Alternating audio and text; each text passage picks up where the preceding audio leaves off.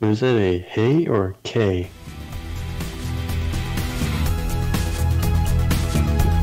You have reached the end of the internet.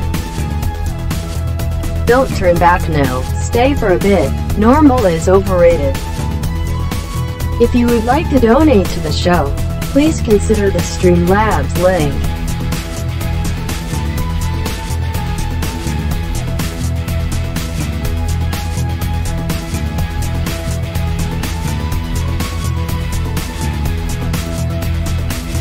Now, the man with the show who cannot make short videos. Cobra. What is going on, guys? Thank you so much for coming out on this lovely Friday evening. Or some of you might be on the other side of the world where it's absolutely not evening and it's morning and you're like, don't wake me up, Cobra. I don't see the sun just yet. But thank you so much, guys, for coming out to the show. And we're going to be having a good show today. We're going to be talking a little bit about No Man's Sky. But we're also going to be talking about Beyond Good and Evil 2. We're going to get the Beyond Good and Evil 2 breakdown that we were supposed to do a couple days ago, and then something happened. Now, I got the chat box up, but it doesn't seem to be working. Let me see if I can... Okay, I think... I don't think those are my POG. What's POG? All right. So some people are on... I don't know. Hang on. All right. So the chat is not showing up, and I don't know why on the screen. There it is. Now I see it. Captain Monday Baker. What is going on, guys? Truth Slave, Matador, Sword, Geeky Pikachu, and Barbara first on the call. What is up, Barbara? How you doing? Yeah, I'm sitting there. Okay, things are different today. We're actually streaming on 5 different services at the moment. We're on YouTube, we're on Twitch, we're on Stream.me. We're also on Periscope. We're also on, what was the other one that I was on? What's the other one? Yep, there's a 5th one in there, but I can't. Mixer. And I think we are. I don't know for sure if we are. But it said that we were going to be streaming to all 5 of those. But I'm not entirely sure if we are. But thank you so much, guys, for coming out. Real quick, I want to go ahead and talk about a couple of things. We have a new Clips channel. It's the Cobra TV Clips channel that we're going to now be uploading segments of this show over there. Ones that, like small little clips, things that stand out, things that were funny or interesting or super exciting. Just to have a smaller bite-sized content over there. Plus, you know how I didn't want Cobra TV to be a gaming channel? No, it's a gaming channel. Sorry, misspoke.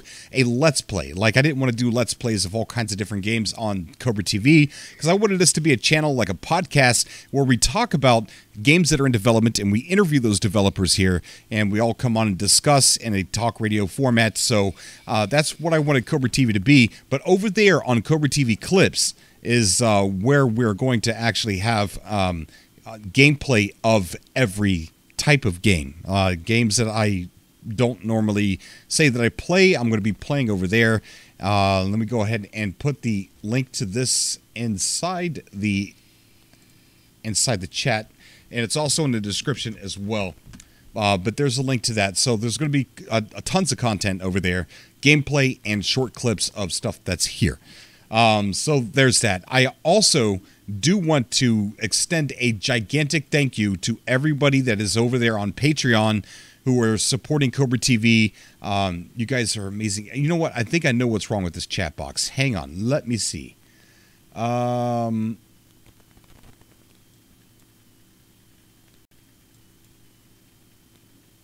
Please hold while Cobra TV manages the chat box. We'll be right back after these messages. Yeah, something's up with the chatter. Font size, visual settings, done. Okay, I think it's a little bit better there. Okay, I don't know if everybody from Twitch is going to be showing up over there or not. I'm not sure. But we are going to be talking about Beyond Good and Evil 2 today. We're going to be doing the whole entire demo breakdown, just taking a look at it, discussing it. Where is Semtex, Barbara? Barbara, Semtex is, he's in Boundless at the moment. I miss the guy so much, but he's so busy building a Boundless community. But I miss him, and he'll come back. He'll come back. But he's doing good. He's doing great. What's up, Zach? How you doing, buddy? Okay, so I do want to thank everybody who is supporting us over on Patreon. You guys are absolutely amazing. Throughout the holidays, if anybody needs to stop their Patreon because they need to buy presents and stuff like that, please do so. Don't be afraid. Don't think I'm gonna be depressed. I am actually gonna be depressed, but don't worry about that. Don't worry about that. If you need to stop, by all means, please do that. See, I see not all the chat is showing up in the chat box. I don't like that. I don't like it. It's bothering me. Dave Langer, what is up? Grammy Plays is there. Yes, I do want to give a big special thanks to everybody over there on Patreon. You guys are amazing. And if anybody would like to donate and help us out, we're having a really bad time over here, and I really don't want to go into details.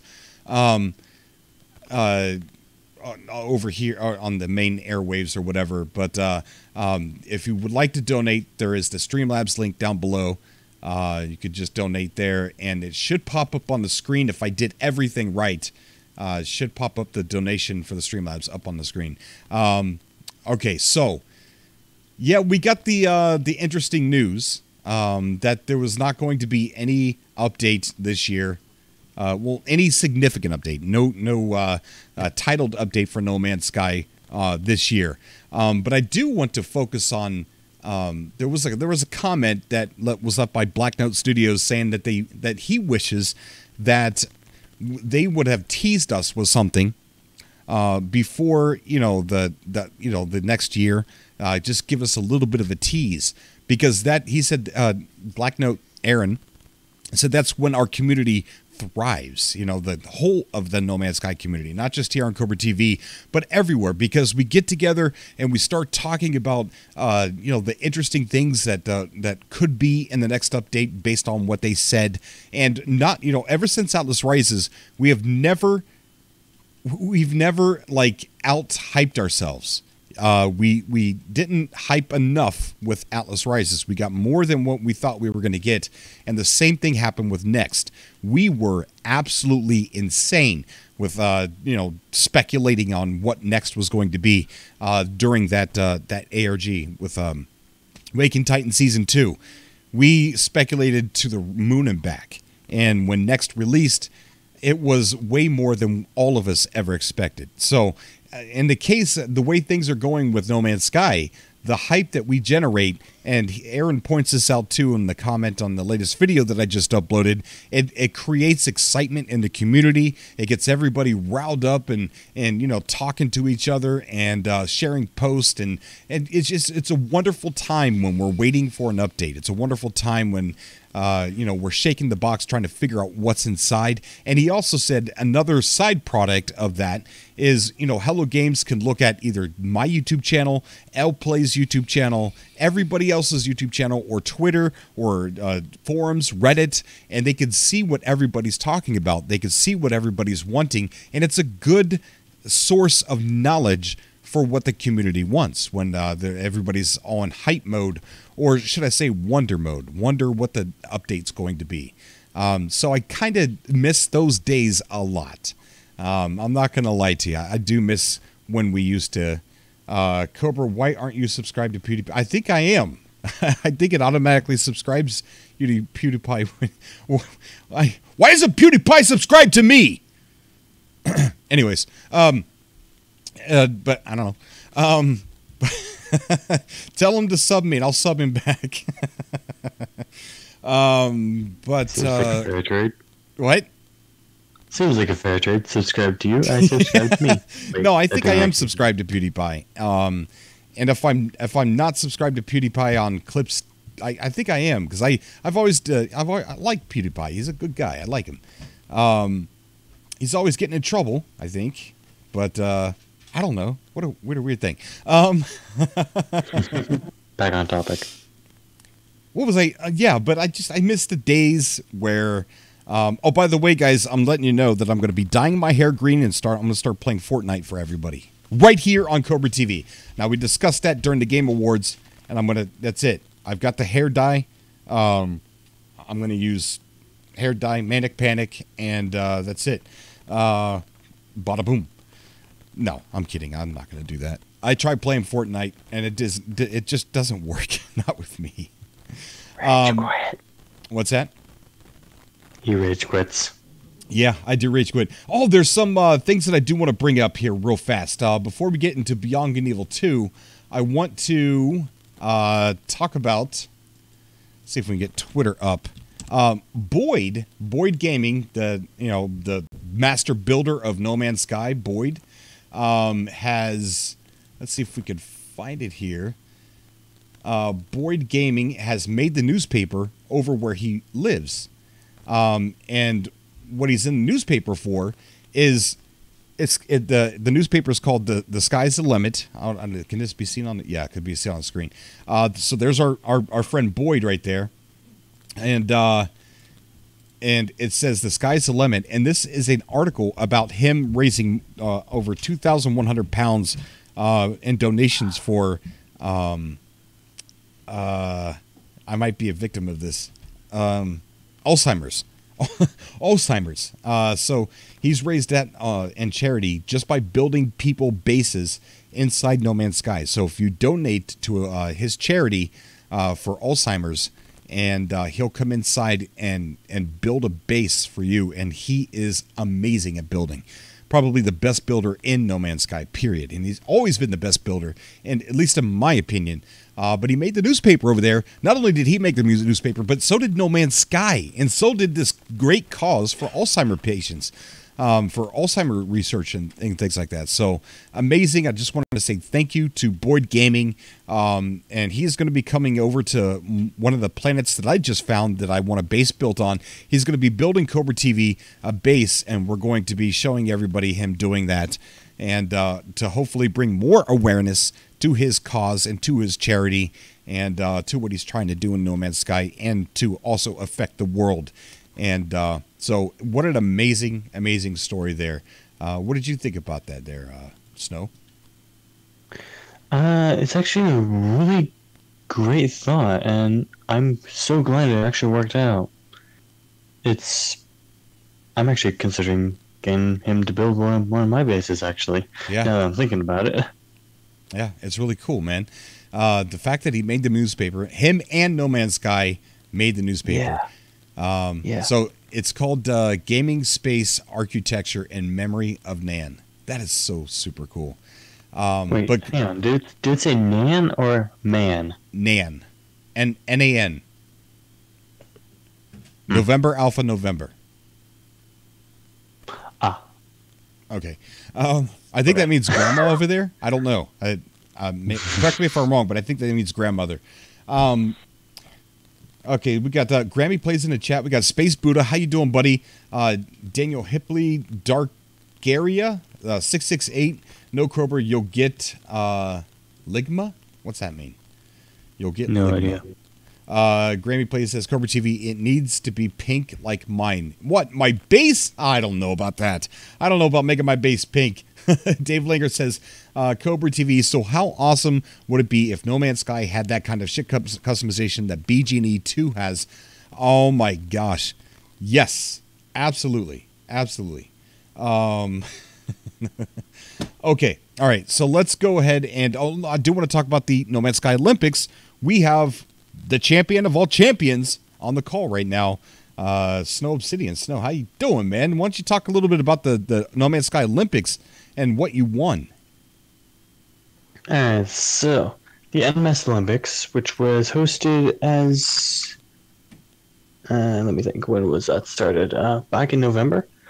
So yeah, it started back in November and it ended just recently, as of the 9th of December. Hang on. Okay. 1 second. Okay, I was just making sure I wasn't actually muted. No, we can hear you. Okay, because I was just hoping. Am I talking to myself? But no. Okay. Anyway, this is going downhill fast. Come on, man, pull it together. Stop saying that, or else I won't pull it together. Okay, so Obsidian won a Anyway, lot of rewards, I'm getting back to it, a I'm lot of getting back to it. competitions. So go ahead and tell everybody what you won. Okay, so if I go in, okay, Kobe, you have the video here. Could you look up No Man's Sky Gamepedia and search in there the NMS Olympics 2018? In there is a list of events and all the winners and competitors in those events. So if you could do that for me real quick, I will tell everyone. Okay. You don't have that? All right, so Yeah, No Man's Sky Gamepedia. Yeah, just Google it. All right, go ahead. Keep talking. Yeah, as of recently, it ended with the closing ceremony on the 9th, along with a Nomad long jump, which was actually quite successful. Unfortunately, the closing ceremony with the TOG, everyone knows the TOG, the top of the galaxy, they had a, quote, mud race that failed for some reason. Apparently everyone was falling through the floor, which is very funny. Unfortunately, I wasn't able to attend the closing ceremony due to work. But other than that, yeah. Let me think. In total, I competed in a great number of events. There was quite a few of them, ranging from a Nautilin roll to PvP battles, which obviously I won. Right. And multiple races in multiple forms as well, too. Okay. All right. So, yeah, you came out on top, and I told you were going to come out on top on the PvP. Yep. So, how were they, how did they take it when they saw how well you were at PvP? Well, I will say the only one who got close, and I promoted him to bronze. The only one who got close to getting a point on me was Sodacon, otherwise known as Space Art Gek on the Amino. He was okay. You shouldn't have to scroll down that far. Just type in NMS Olympics 2018. Hold on, I got the screen here zoomed in too much because I got to set up for the Beyond Good and Evil 2. So just go ahead and talk about it. Okay, so let me grab it myself because I have it right here. I won 8 gold medals, so that is, I won a gold for the Nautilin roll, a couple bronze medals from a Zooscan challenge. Right. Fortunately, I didn't get gold on that. Sorry, unfortunately, I didn't get gold on that because, yeah, a good player in the games. He managed to get silver in the PvP arena and gold in many other games. Normie, he is on the Amino. He's a good contender. He ranked second in the total rankings. Okay. Yeah. That's awesome. Very awesome. Yep. Oh, here it is. Here it is. Let's see here. So we have multiple games, including, let's see here, the opening ceremony, a creative mode portal relay race, which I won. Zooscan challenge. There's 2 rounds for that one. There was a planetary Zooscan challenge and a system-wide scan challenge. Cave race, and which I won gold in the second round. Ooh, we got somebody here in the chat called Shemale Lad 1412. Interesting name. Says, I destroy this guy. Really? Yeah. So you say. Looks like a second challenger there, man. You're starting to get that persona that people are going to just start coming out of the woodwork after you. Yeah, just be prepared, because I come in packing. We are going to be doing the Galactic Thunderdome tomorrow night at around this time, maybe a little longer, later, about 10-ish p.m. Eastern Standard Time. We're going to be doing that Shemale Lad. And if you want to get in the game and try and take him out, be my pleasure. There is another contender that's going to be fighting him as well that tomorrow night. And we do not know, at least I don't know, who this contender is. So it's got to be an interesting fight. Yes, it is. Yes, it is. Yep. Yep. Okay, so we got possibly two people that could be fighting you tomorrow. How does that make you feel that people really want to come after you and put a bolt caster in your face? Well, yeah, all I have to say is be my guest. Because I will shoot a blaze javelin shot right through you. There you have it. There you have it, guys. So the No Man's Sky Olympics is over. You came out pretty victoriously. And when's the... And I will say, those medals that I won, they're real. What do you mean they're real? They are legitimate, real medals that are coming to my doorstep within the next week or two. We got the 6 saying, I kill a No Man's Sky. Really? Yeah, you're getting some attention there, buddy. Okay. Oh, you are all going down. Okay, so, all right. We'll see. Tomorrow, if you want to fight Snow, all you got to do is tune in to the show and message me or Snow, and we'll get you into the game, and we'll have you fight. Tyreek, what's going on, buddy? How you doing? So, okay. With that said, I'm going to go ahead and take the chat off of here for a little bit because we're going to be showing some gameplay of Beyond Good and Evil 2. Is there something else you wanted to say? Mm-hmm. Yeah. Actually, yes. In regards to the Glock 8 Thunderdome, you will be fighting on my arena, which I will be revamping after this. Cobra TV is going to be streaming my build of me revamping my arena after this breakdown of the Beyond Good and Evil 2. So, all you, Cobra. Okay. All right. Thank you. All right. So if you guys want to go ahead and watch that, it's going to be here tomorrow. So I want to see people in the chat cheering for Snow to lose. Do you know why? Do you know why? Who are you talking to? I'm talking to you. Or me? I'm talking to you. Do you know why I want you to lose? Because I can't be beaten? Because I'm sick and tired of you winning. That's why. Okay. Okay. There's some funny stuff going on in chat. All right, so Beyond Good and Evil 2 breakdown. Yeah, we're going to go on to the Beyond Good and Evil 2 breakdown. As you guys know, that we had the Beyond Good and Evil 2 gameplay demo, the new gameplay demo. I do want to start off by saying when I was watching this, I was blown away, but this is a work in progress, as it says up in the left-hand corner, or right-hand corner, sorry. It's a work in progress. I don't see them having done too much on the animations of the fight sequences or just the liveliness of the characters yet. But what they are working on is the scale of the game. There is, I believe, 5 studios now that are all 5 separate studios all working on this one game at this point in time. So a lot of studios have pulled together they're not going to fail at this game. They're not going to fail.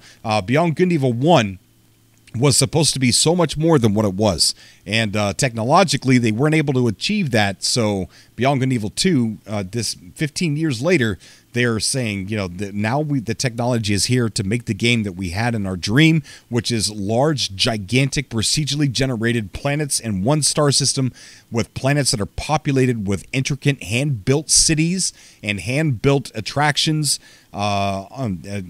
just big cities. So they got 5 studios. They made the planets. The planets are already there. The landscapes, they're already there. So why 5 studios now is because they're pulling in 5 separate studios all to work on populating these planets, these life-size planets with, the cities and places to go and things to see. So that way they don't feel empty. At least not all of it feel empty. And we get to see a lot of the city here, which is also, still remember, a work in progress. So we're going to go ahead and take a look now, and we'll just commentate on a little bit. And then after this, we're going to go ahead and watch Snow muck around on his Galactic Thunderdome, and then we are going to take callers.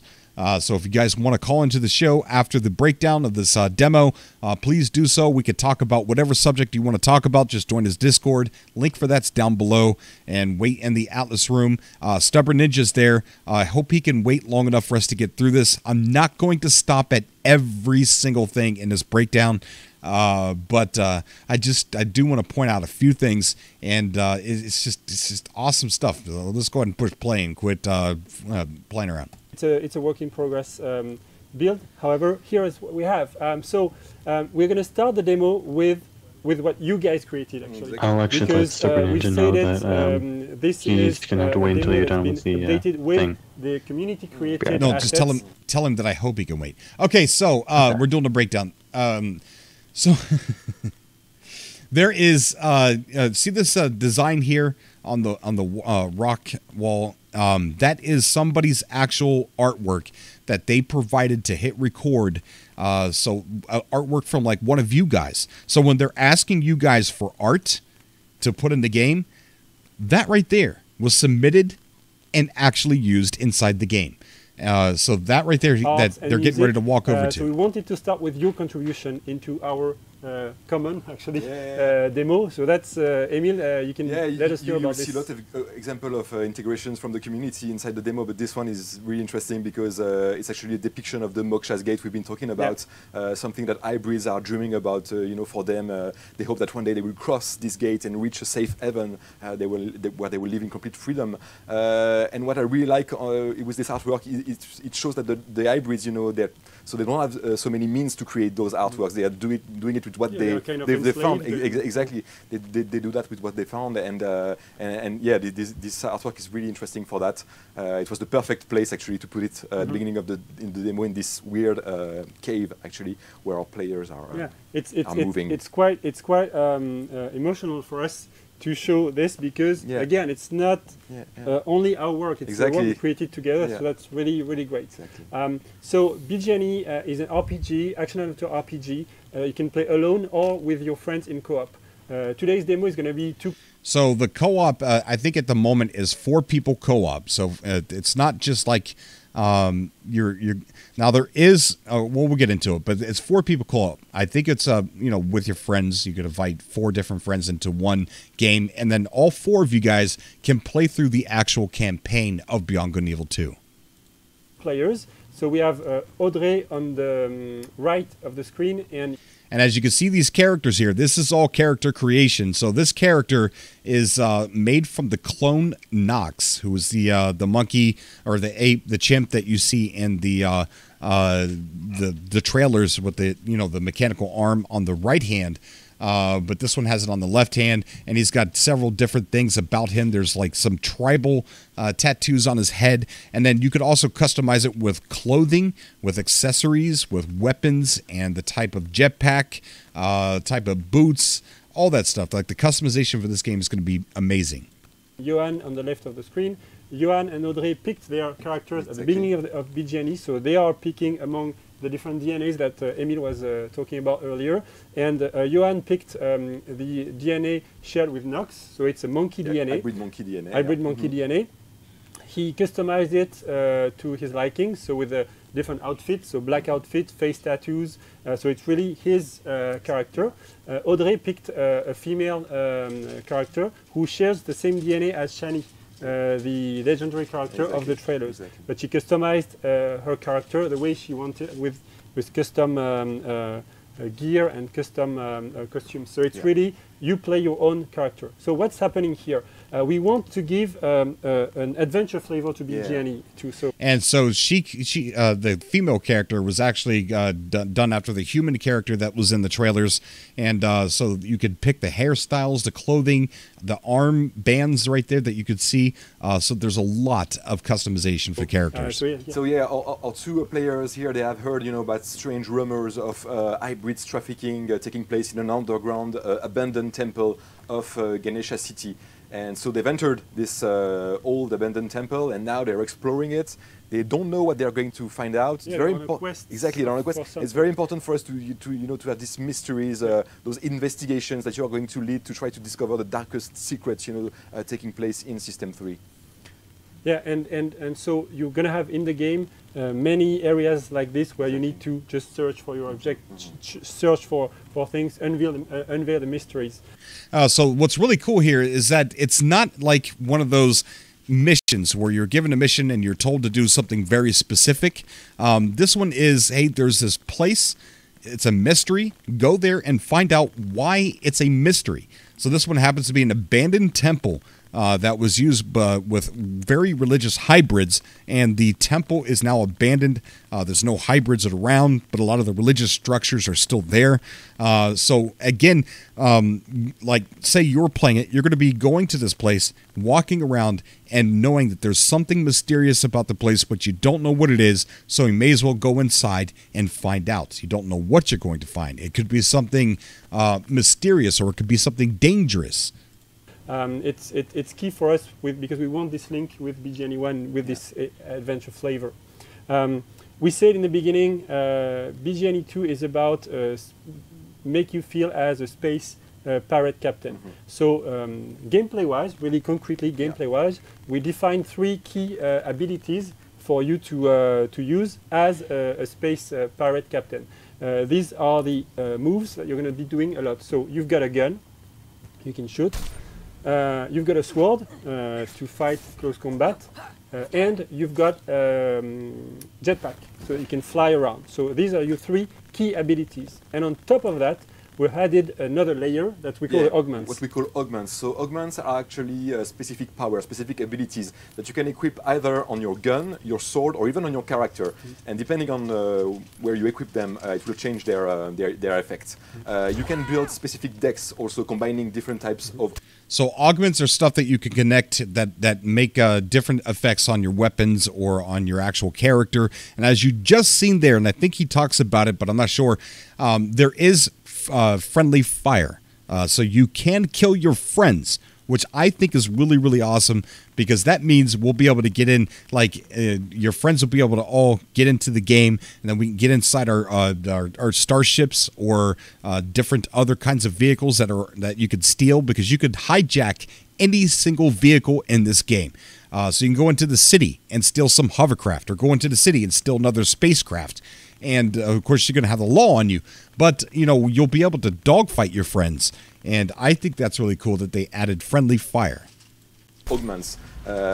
Keep in mind that augments basically will define your playstyle as a space pirate captain. And you're going to loot them, you're going to unlock them and find the rarest. So here we see that Audrey has been frozen. Exactly. There is friendly fire, of course, on augments, so you can annoy your teammates when you play in groups of friends. And the effects just accumulate to make some crazy you can stack the effects of the augments. Yeah, very interesting also for that. So once our demoists are finished fooling around with the augments, we're gonna continue the demo. So BGNE is a game you play alone, as I said, or with your friend in co-op.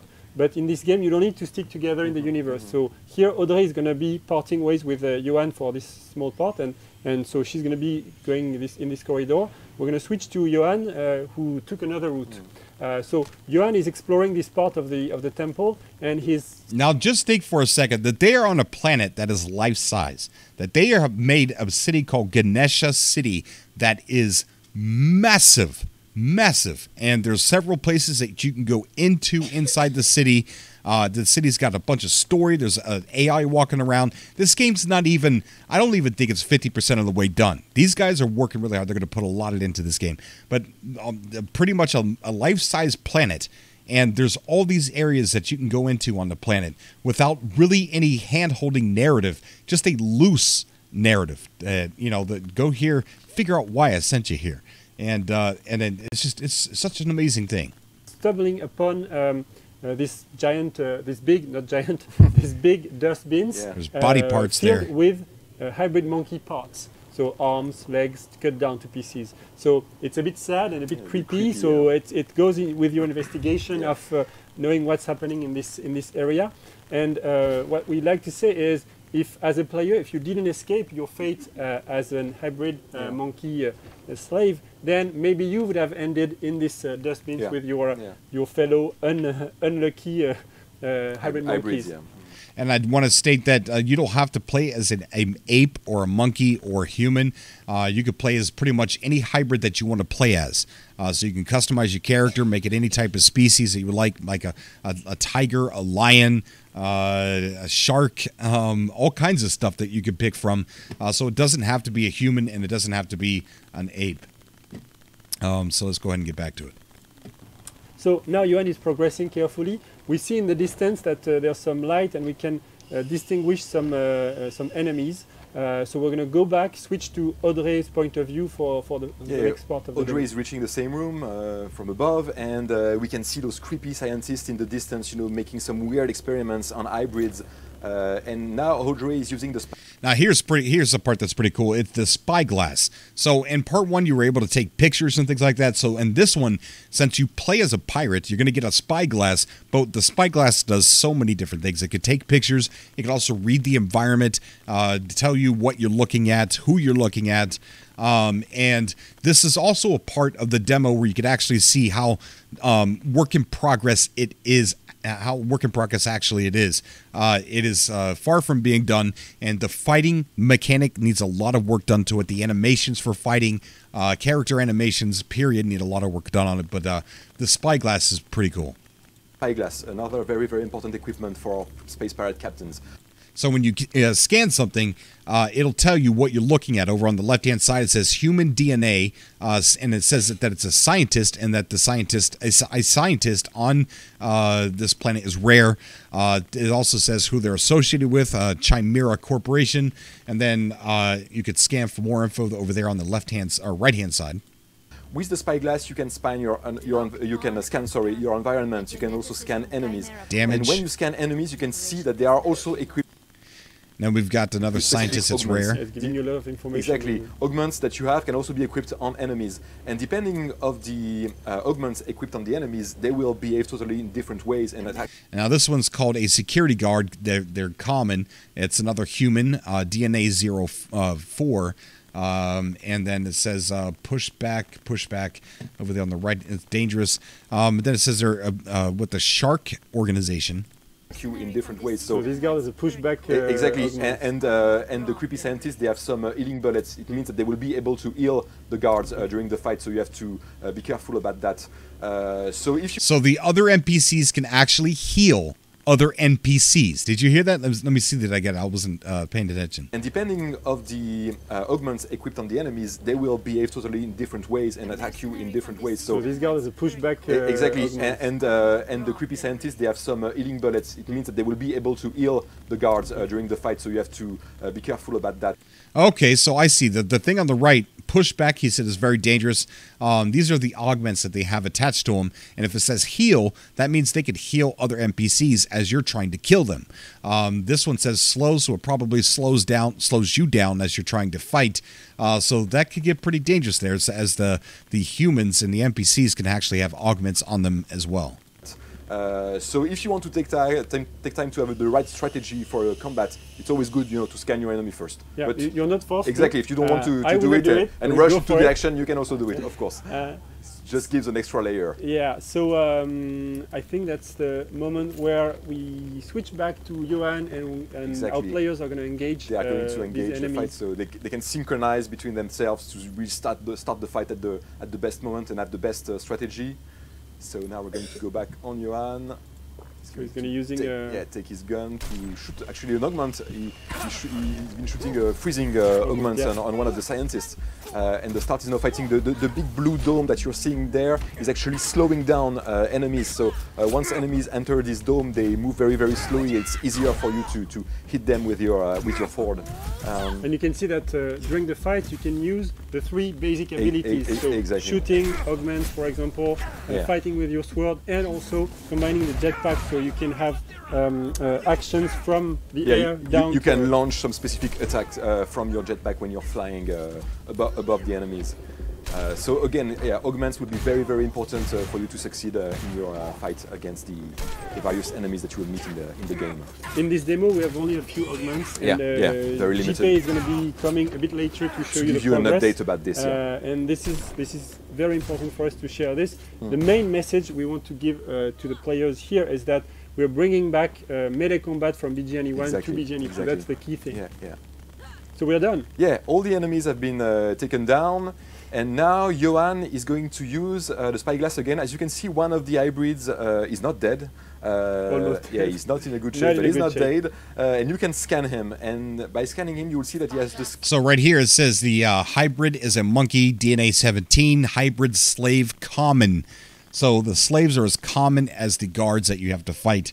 And BGNE 2, hybrids are, most of them are slaves. They're bred and genetically bred in a laboratory to do work. And as far as, you know, to be in a brothel, to be a slave in the workforce, to be a bounty hunter, to be, you know, a toy for children.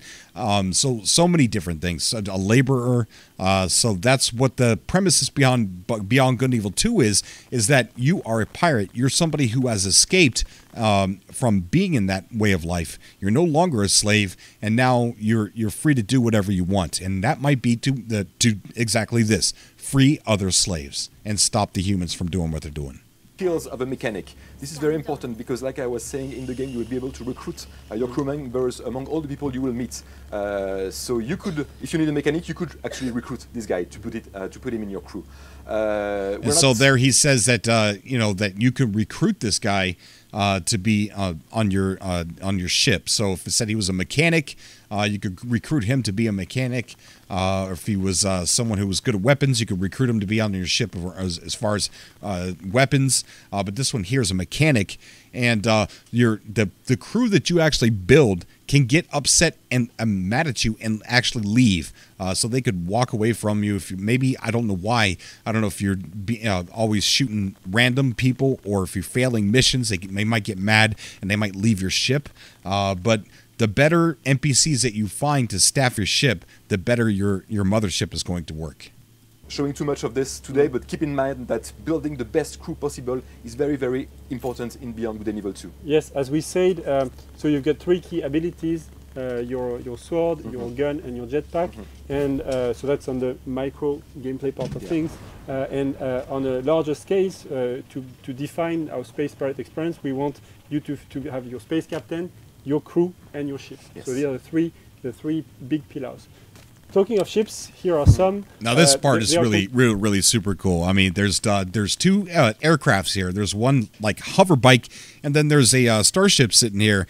And this is just so awesome. They're getting ready to fly through this tunnel and come out into Ganesha City. Conveniently parked here for the purpose of the demo. The main thing here is that any vehicle you see in the game, you can drive it, you can fly it. So this overbike, this fighter, you can fly them. And you can see the our traffic demoists is are going along. The traffic is going by just give us outside. a tour through outside of this temple into Ganesha City.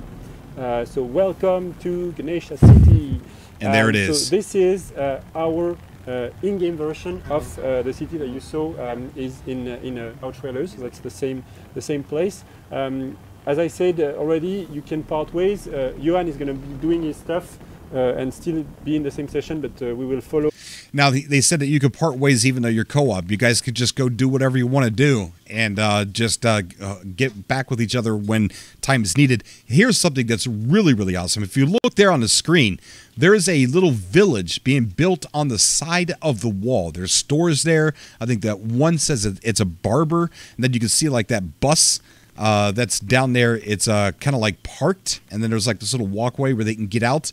So you've got like this big city, but on the city, growing off of the city, you've got one being built by people who are trying to hide and stay off the grid. And I just think that is so cool. Audrey, who's going? And there's a close-up view of it. Yeah, barbershop and beer. You got some of the windows that some of them are open. Give us a tour of.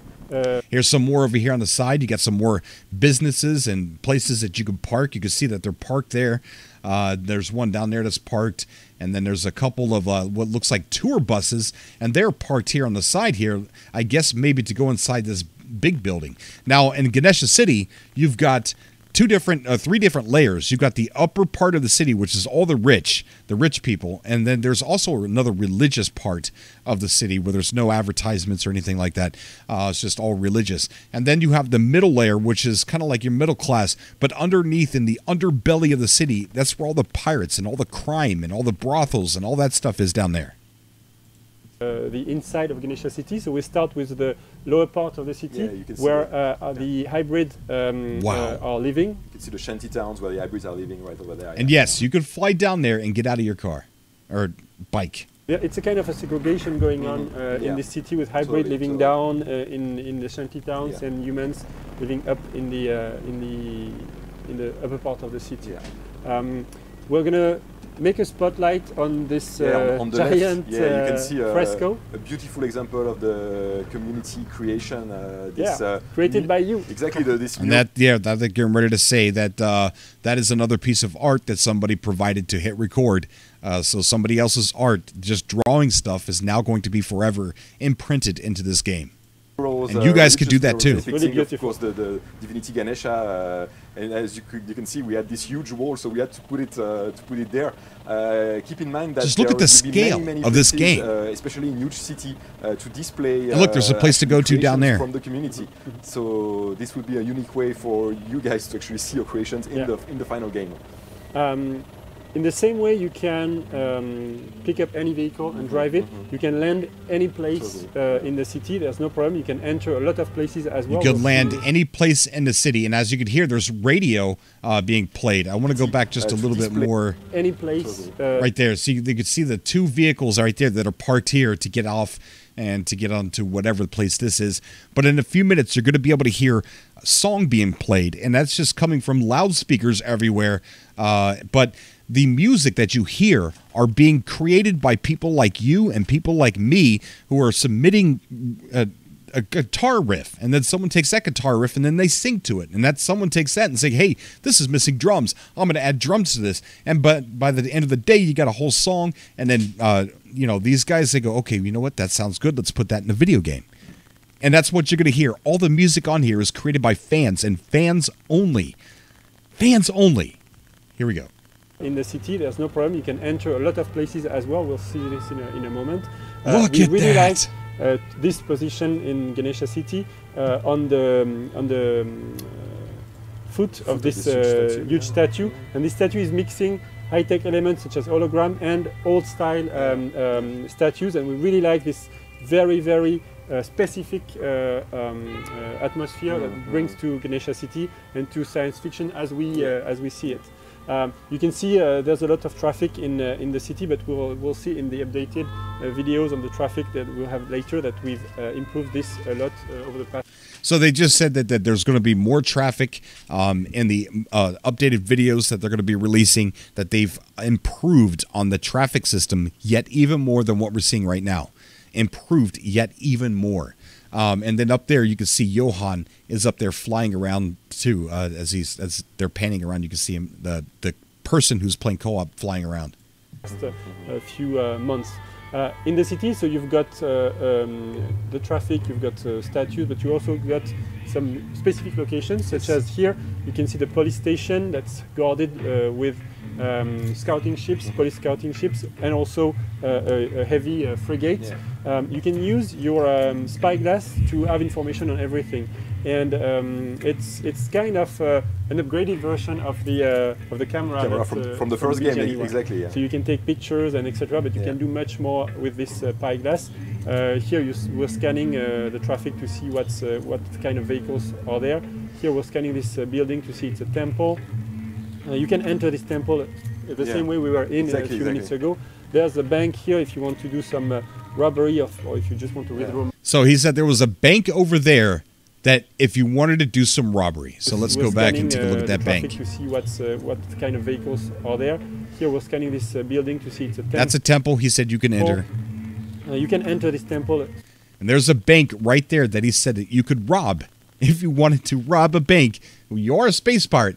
So if you wanted to rob a bank, there's one right there that you could go rob in this game. The same way we were in a few minutes ago. there's a bank here if you want to do some robbery or if you just want to withdraw money. To go to that shop, for example. Yeah. For a pirate, all these locations are opportunities. Yeah. You can steal those places, you can attack them, you can also choose to actually buy something. If Exactly. If you want to be a nice pirate. Exactly. In the shop, you can buy augments, you can buy gear, you can buy new outfits. So there's shops that you could buy augments, you could buy new outfits, new accessories, weapons. This is absolutely amazing. This is, I don't understand why this game doesn't have more traction. It's really up to your liking. So here, Audrey is gonna steal. Another borrow, another overbike. So right there, he just went in and just like in the game, you're going to be able to take any vehicle that you see. Any vehicle that you see, you're able to jump in it and take and steal it, just like in GTA. So right there, he just jumped in one and took it. In this version, there's no... And did you hear that? Somebody said, give me that back or something like that. So somebody was upset and knew that he took it, so he got out of there. Did you hear that? Let's try and check it out one more time. Audrey is going to steal. Borrow. Another overbike. So in this version, there's no police coming after you for this, but it's coming in. Or could have been the radio.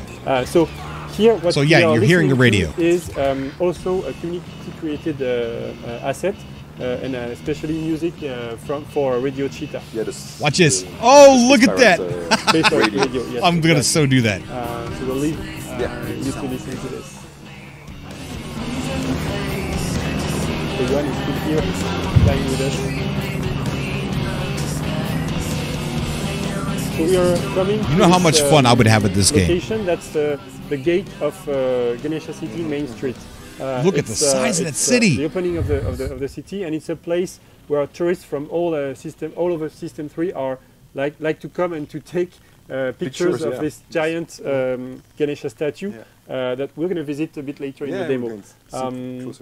So now we say that BGNE 2 is about your character, your being yourself and expressing yourself in the game. So you can do it with your captain. Spespipe captain, but also with your ships. Yeah, basically keep in mind that all the... Okay, so here they're going to show a little bit about ship customization. I hear a lot of people, Dave Langer being one of them, saying that they wish that No Man's Sky had ship customization like this, and I cannot agree more. The ship customization in Beyond Good and Evil 2 is absolutely amazing, but here, let's go ahead and check it out. Aspect of your... You got modes up there, or modules, sorry, we got modules, gear, cosmetic, cabin, energy, and engine. Those are different categories that you could use to customize your starship. Pirate fantasy, you will be able to customize them in the game. So you will be able to customize, of course, your small ships, the fighters, as we call them, but you will be also able to customize in the same way your huge mothership that we will see a bit later in the demo.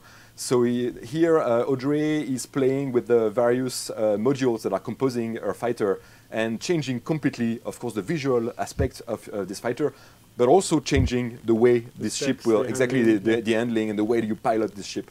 Okay, so not only are you changing the cosmetic, like he just said, but you're changing the way this ship will actually handle. So you're changing the actual mechanics and physics of the ship. So you might put something on there and it turns super fast, or you might make the ship more heavier and it turns slower.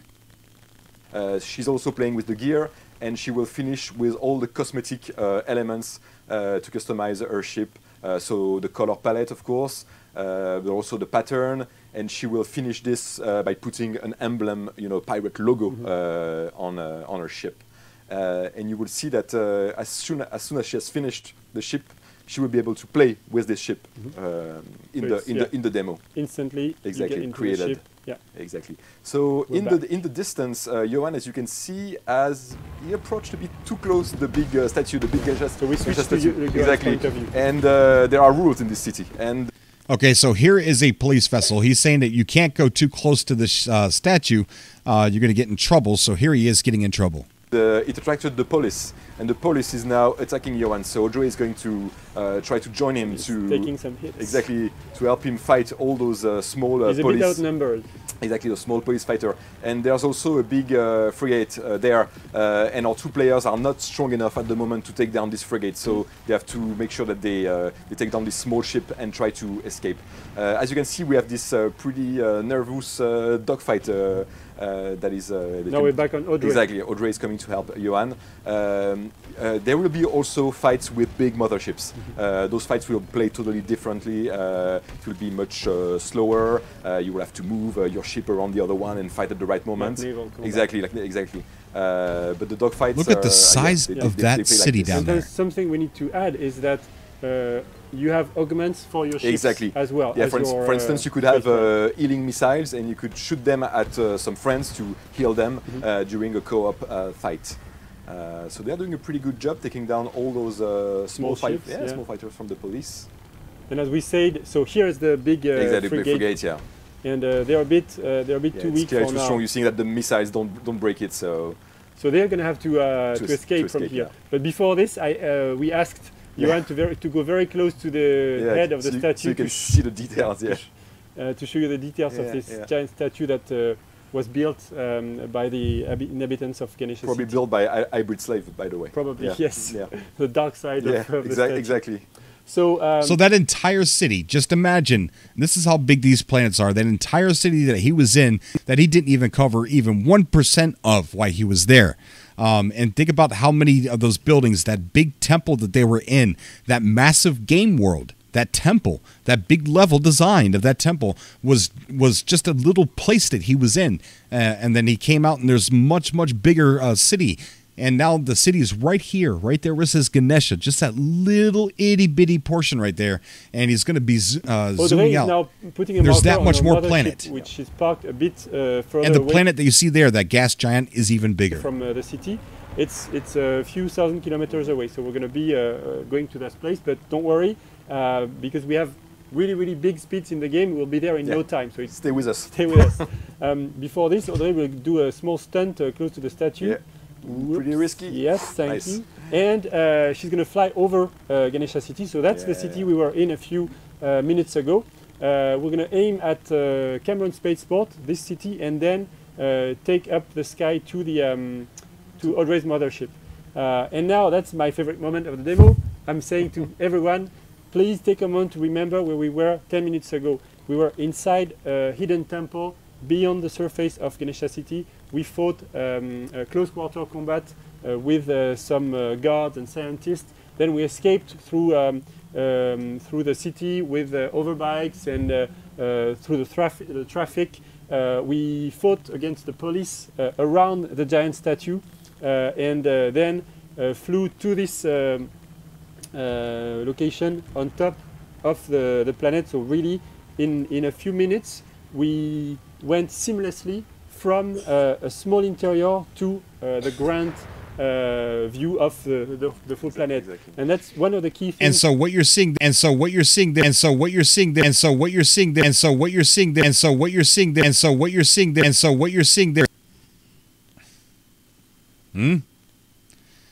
Did y'all hear that?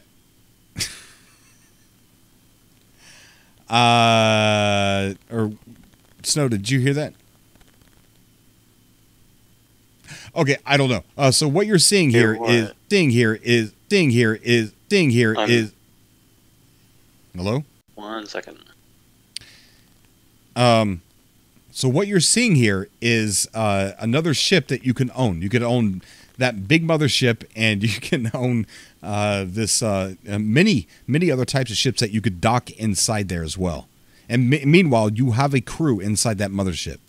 In BGNE 2, it's that difference of scales that you can feel during the gameplay, and transitioning from a small scale, like a human scale, to a planetary scale, and going through the spaceship scale. So it's very mind-boggling, and that's what really drives us to move forward. We want that feeling to be super cool. A quick comment about the mothership of Audrey. She customized her mothership to make it look like the Gada, the famous mothership of the Kini, the one we've been showing in our 2 trailers. But you can imagine that you can customize it in a totally different way. And it's roughly 500 meters long. Yeah, it's pretty long. It's a really big, huge ship. Yeah. So Audrey has exited her spaceship, fighter, sorry. and you can see a very rough effect on her character. It's just a work in progress effect to show you that you've got a shield when you are out in the in the open. You can breathe. So instead of getting like some kind of like exosuit that you would wear out in space, there's this kind of like a force field, almost like what was it? Guardians of the Galaxy that had it. I believe it was Guardians of the Galaxy. But it's sort of something just like that, like this little netted force field that comes around you that encompasses your body, so that way you're safe out in outer space. With no difficulty. If you want to, and it's going to look better than that. He said this is work in progress. It's they're gonna touch that up, make it look better. Version. Look at the 2018 trailer when Shani is exiting her space fighter. And if you guys can pay attention, watch the big gas giant in the background. It's actually rotating on its axis. It's spinning. You have actual planets that are absolutely 100% proof. Okay, I know we've been told this before, but this solar system is a working solar system. It is all revolving around its star, and if you look really close, you could see the other planet spinning. With no difficulty. If you want to see a better looking version, look at the 2018 trailer when Shani is exiting her space fighter to go to the space, and she has this kind of effect. I was talking about scale, so it's very important for us to have links between the different scales of gameplay. So this geoglyph is kind of... This is another great example of community creation. This is a giant geoglyphs. We want to have several geoglyphs like this on the surface of the different planets. Reminder of the Nazca. Exactly. So this has been created by the community, and the idea is that when you see a geoglyph like this from space, when you are flying above the planet, these geoglyphs are actually hints for treasures hidden on the ground of the planet, or maybe mystery secret entrance to temples. And the idea is that we want you to come closer to this geoglyph and land on the ground of the planet to try to find the secret inside this geoglyph. Yeah, it's a way for us. So he's scanning this here, the Ganesha City down there. It says Ganesha City up there, and it says scan for more info. To the surface of the planet, exactly. From outer space. Yes. So you can literally see the city from space. We are going to use the spyglass again to look at Ganesha City from this distance. You will see that we can scan everything in the game, including large cities. And there is the other player there. You can see the other player, Johan, is still out there flying around Audrey there. Ganesha City is pretty far away at that point. It is, and we're zooming on it. We're zooming on it. We see the information, Ganesha City, and we can even see the giant statue. Said scanning in progress, and then some information came over on the right-hand side. It said the sacred city of Ganesha is the oldest city on the planet Soma. It is infused with ancient and venerable culture that its Hindu founder brought with him from the old Earth. And there is going to be more than one culture in this game, not just Hindu or anything like, not just the one culture. There's going to be many different cultures. They just started with the Hindu. Around a few minutes ago, it's here. It's rendered in real time by our engine. So if traffic is still running in the city at that moment, everything is still there. If Johan, our co-op player, is in the city, we can join him again, and there's no loading, nothing. It's all seamless. Exactly. And the legendary Scotsman Colin Cameron founded that spaceport. Joe never know what is lying around just waiting for us to steal in the spaceport full of engineering tech. So looks like this one, Scotsman. Would that be Scottish? And when we say seamless, we mean that not only we can go from scales to different scales in the same time, but also the different systems are crossing themselves seamlessly. This is our universe map. So it's not a regular 2D map of the game universe. It's okay. So they're getting ready to show the universal map, like the star system map. So keep in mind how big the planet is that they're hovering over top of, and keep in mind that the planet that they're hovering over top of is the gas giant is literally like 20 times bigger, and they're getting ready to show you the star system map. the real thing. This is the planet that we were on a few minutes ago, rendered normally, and it's just a point of view that we give to you. So here we can see the giant geoglyph here that Emil and I just talked about. There's some points of interest here. There's a starship, something like look like a hazard. I don't know if that's like a ruin. I'm not sure what that sign. There's a question mark there. So there's definitely things that you can go off into the game and search for, just like in No Man's Sky when you see icons and stuff like that. So that's going to be also in this game too. And just think how early on this game is, and they've already got this much stuff to go look for. There's some kind of chemical sign right there. City, we've placed icons so that you can conveniently find your way back to the places you've been already. We've got some question marks to tease you on some new mining stuff.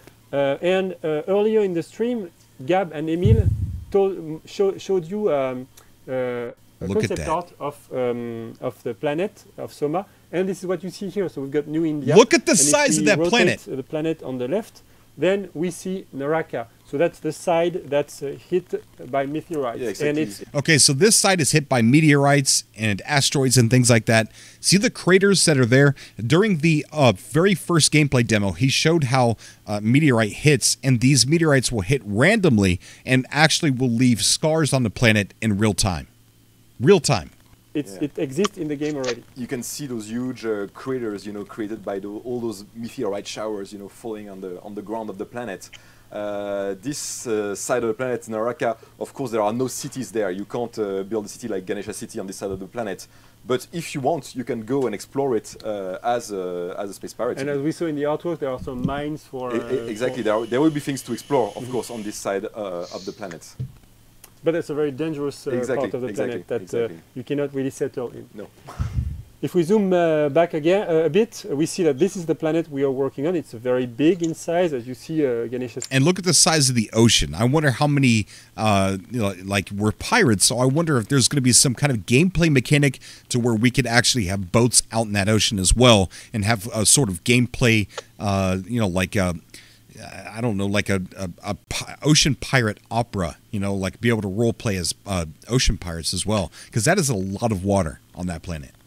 Small, but we can even... So here we go. I just want you to see the size comparison for a second.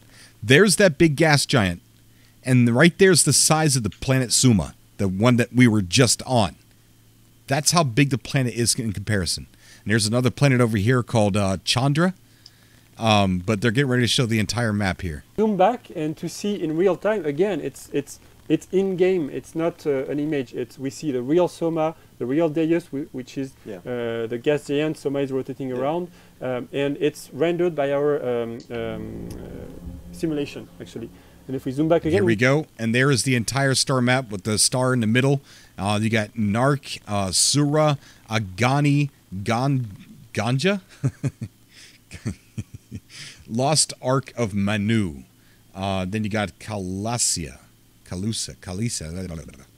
and then Deus. You see the whole system 3. And again, this is your zone for playing. The area you'll have to explore in the game. And yes, there will be space stations out in space. There will be space bars to go into where only pirates hang out. And they're going to be probably dangerous to go into some of those places. So the space is going to have stuff in it too. So it's not just the planets. Great moment to talk about our day and night cycle. Yep. We didn't code any day and night cycle in this game. The day and night cycle is created by the fact that planets are rotating around the sun. So we have actually a solar system simulation in the game created this day and night cycle. So it's actually day and night cycle based on the solar system, just actually the star system being at work. That's it. Okay, there's no timers or anything like that, like just a skybox. It's nothing like that. Your day and night literally depends on the rotation, and that's it. That's how it is. There's a light source in the middle, which is a star, and day and night cycle is dependent on the spin of that planet. We've got beautiful sunsets. Exactly. They are, procedurally generated sunsets. Exactly. So we're back on Audrey, and actually we're going to switch to Johan to end up this demo. I said several times that you can part ways with your co-op friends in the game and then join again without all of this seamlessly. And that's you can do it in a small dungeon, you can do it in a city, but you can also do it across the whole universe. So here, Johan is a living ground, and you can see that because he's still in the atmosphere, there is friction, air friction on his spaceship. As soon as he's going to be out of the atmosphere, the effects of the flames are going to diminish like this, meaning no air friction anymore, and now he can reach speeds that are huge speeds. Yeah. Audrey is So there's definitely going to be a difference between flying in space and flying on a planet. That is refreshing. That is so super refreshing.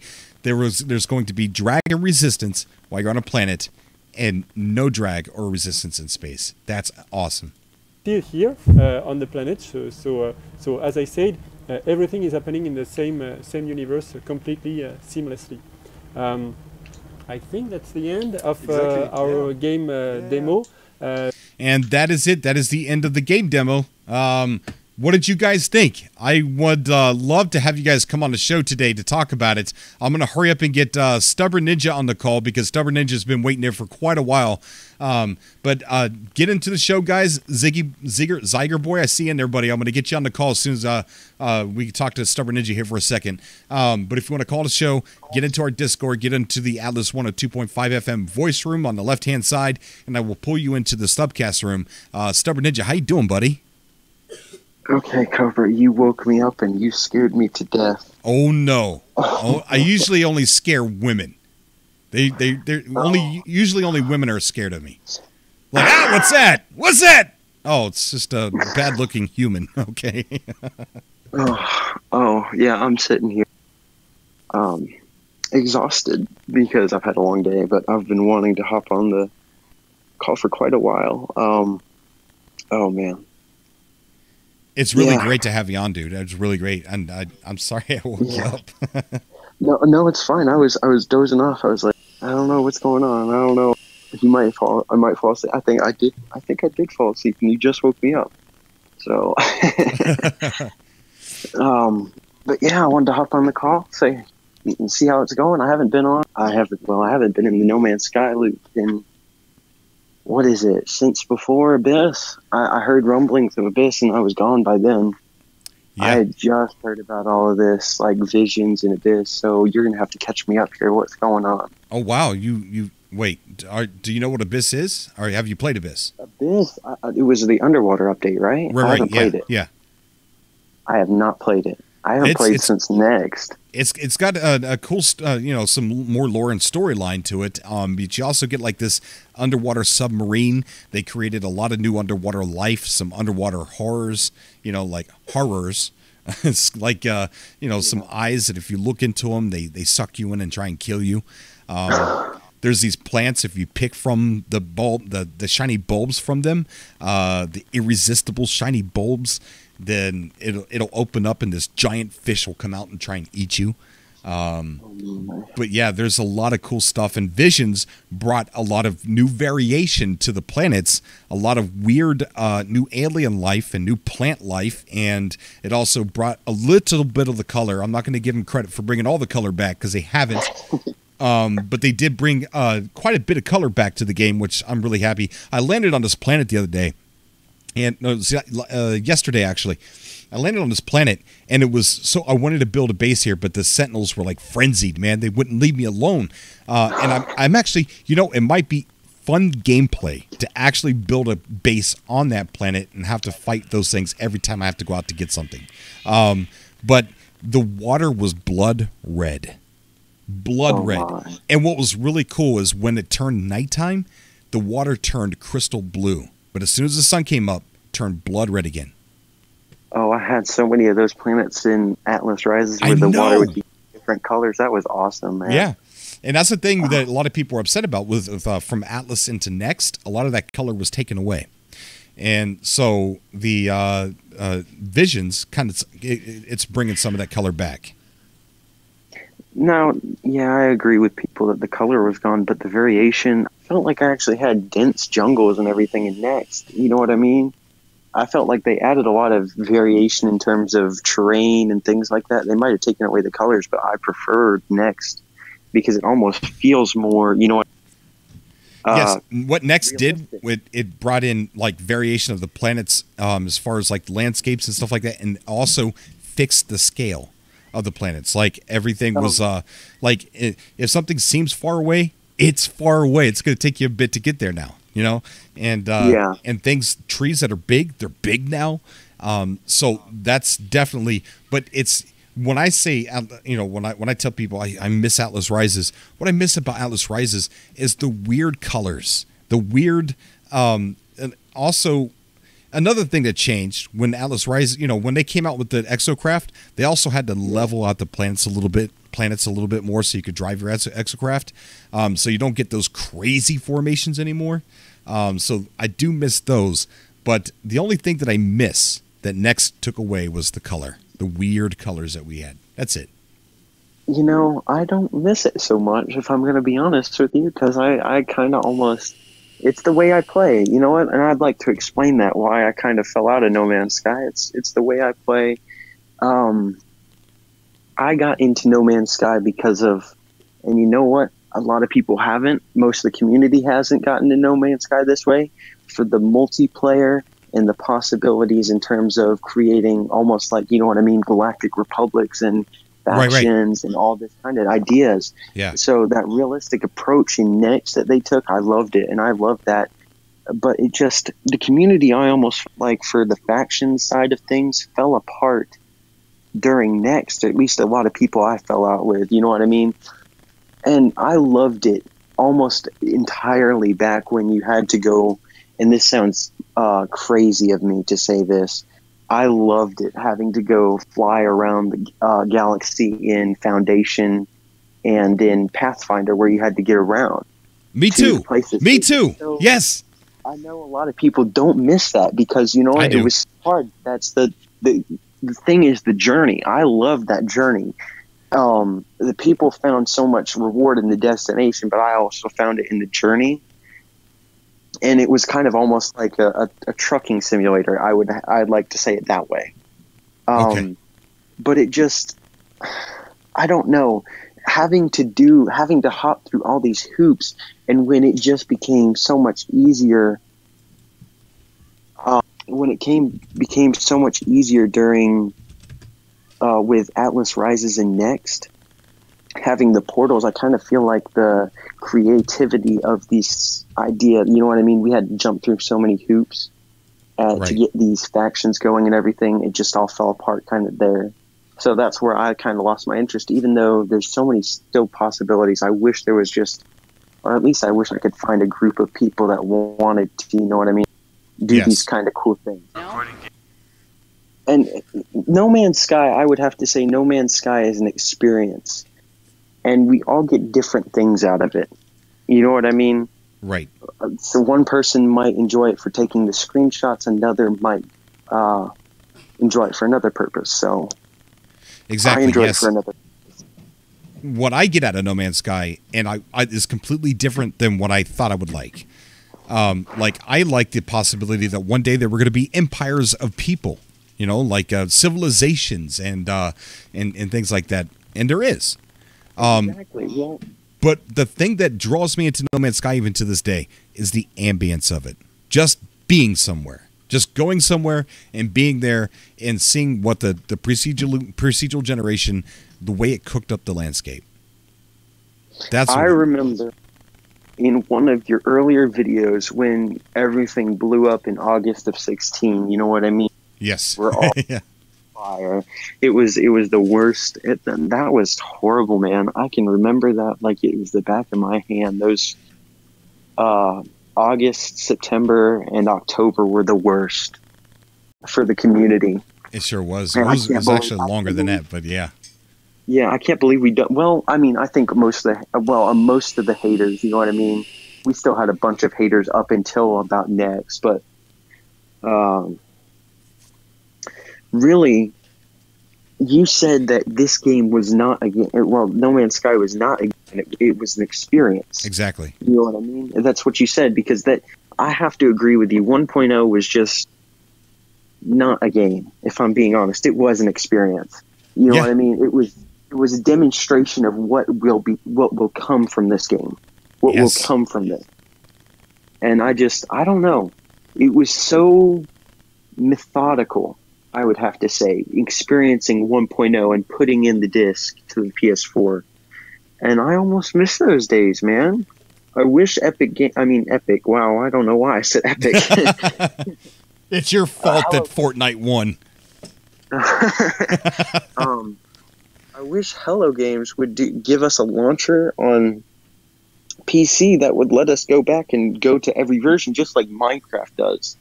I hate having to draw references to popular games like that, but they have a great launcher on PC that lets you go back to any version you want to. Right. You know what I mean? So we could go back into 1.03 because, as far as I know, we can only get to 1.0 by deleting everything on our PS4. Right, yeah.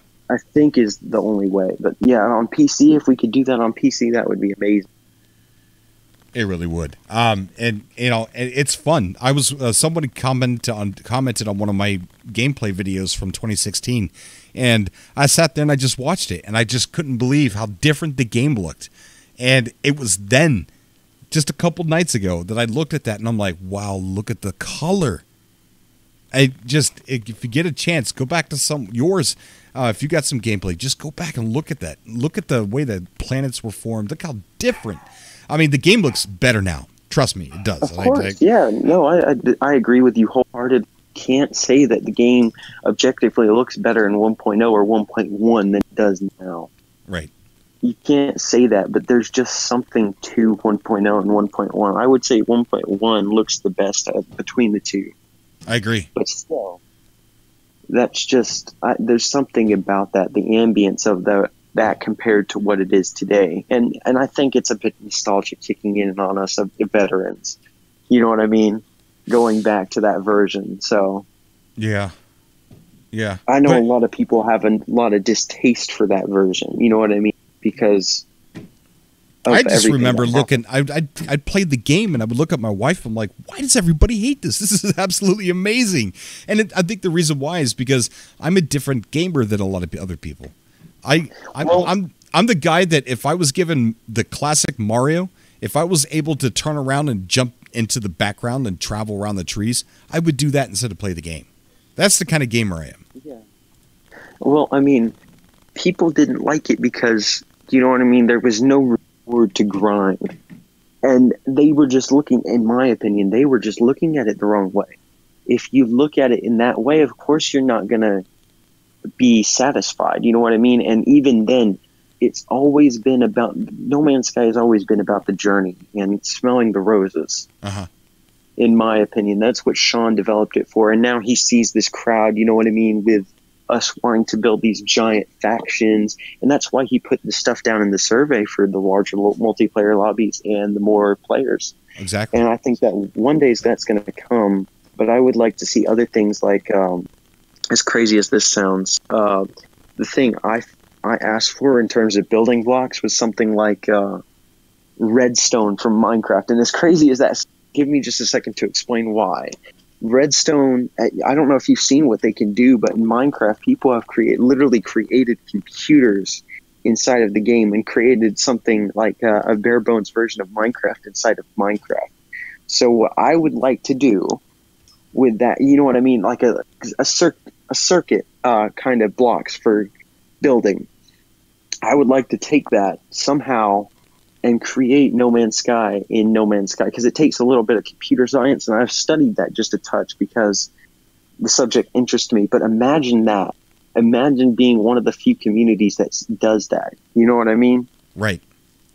That the possibilities, if you give us just that and infinite, not infinite, but you know what I mean, bigger, larger player lobbies with more people we can see. Imagine what we can do with this. Yeah, I think it's coming. That's not a survey to, you know, that I look at that survey as a roadmap. I said that so many times. Yeah, that's what I heard you say that. Yeah, and if it's on there, best believe it's going to be in there. I just don't know when. I want to tell you, July. I don't think we're getting a date until July, August, and it's going to be 2.0, and it's going to be absolutely massive, and it's going to have everything else on that list. And on top of that, this is me thinking absolutely optimistically on how they can overcome next. they release it on the Switch somehow. They work with Panic Button and release it on the Switch. As crazy as that sounds, imagine that, have Sky on the go.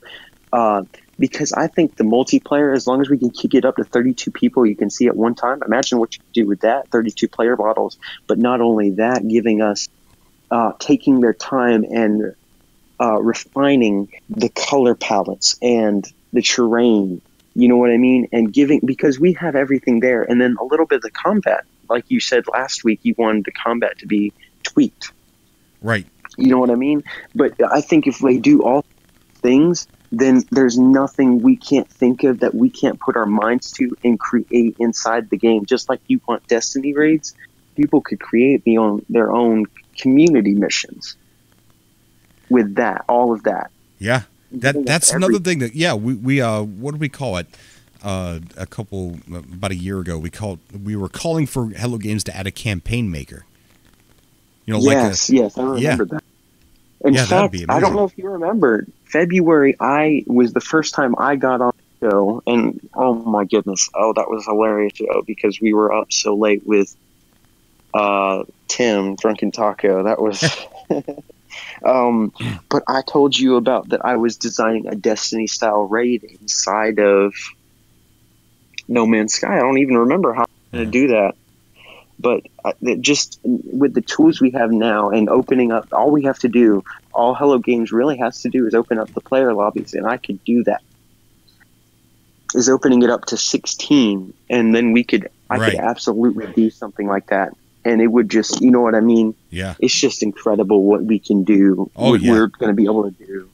Just imagine when Hello Games is done, and then they give us enough creative power to just run with this universe and make it whatever we want to make it, and they move on to their next game. They won't even have to do anything. Yeah, I'm telling you, for 2.0, as crazy as this sounds, I think 2.0 might be the last thing they need to do.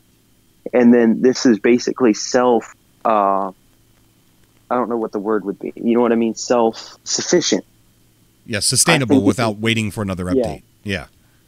Yeah, I think if they, you know what, the biggest thing I think they need to work on really is hammering down what they need to do, because people are going to leave if they can't hammer this down, is make sure their terrain is, I'm sorry. You know what? That's enough. I'm going to let you get some more people pulled in.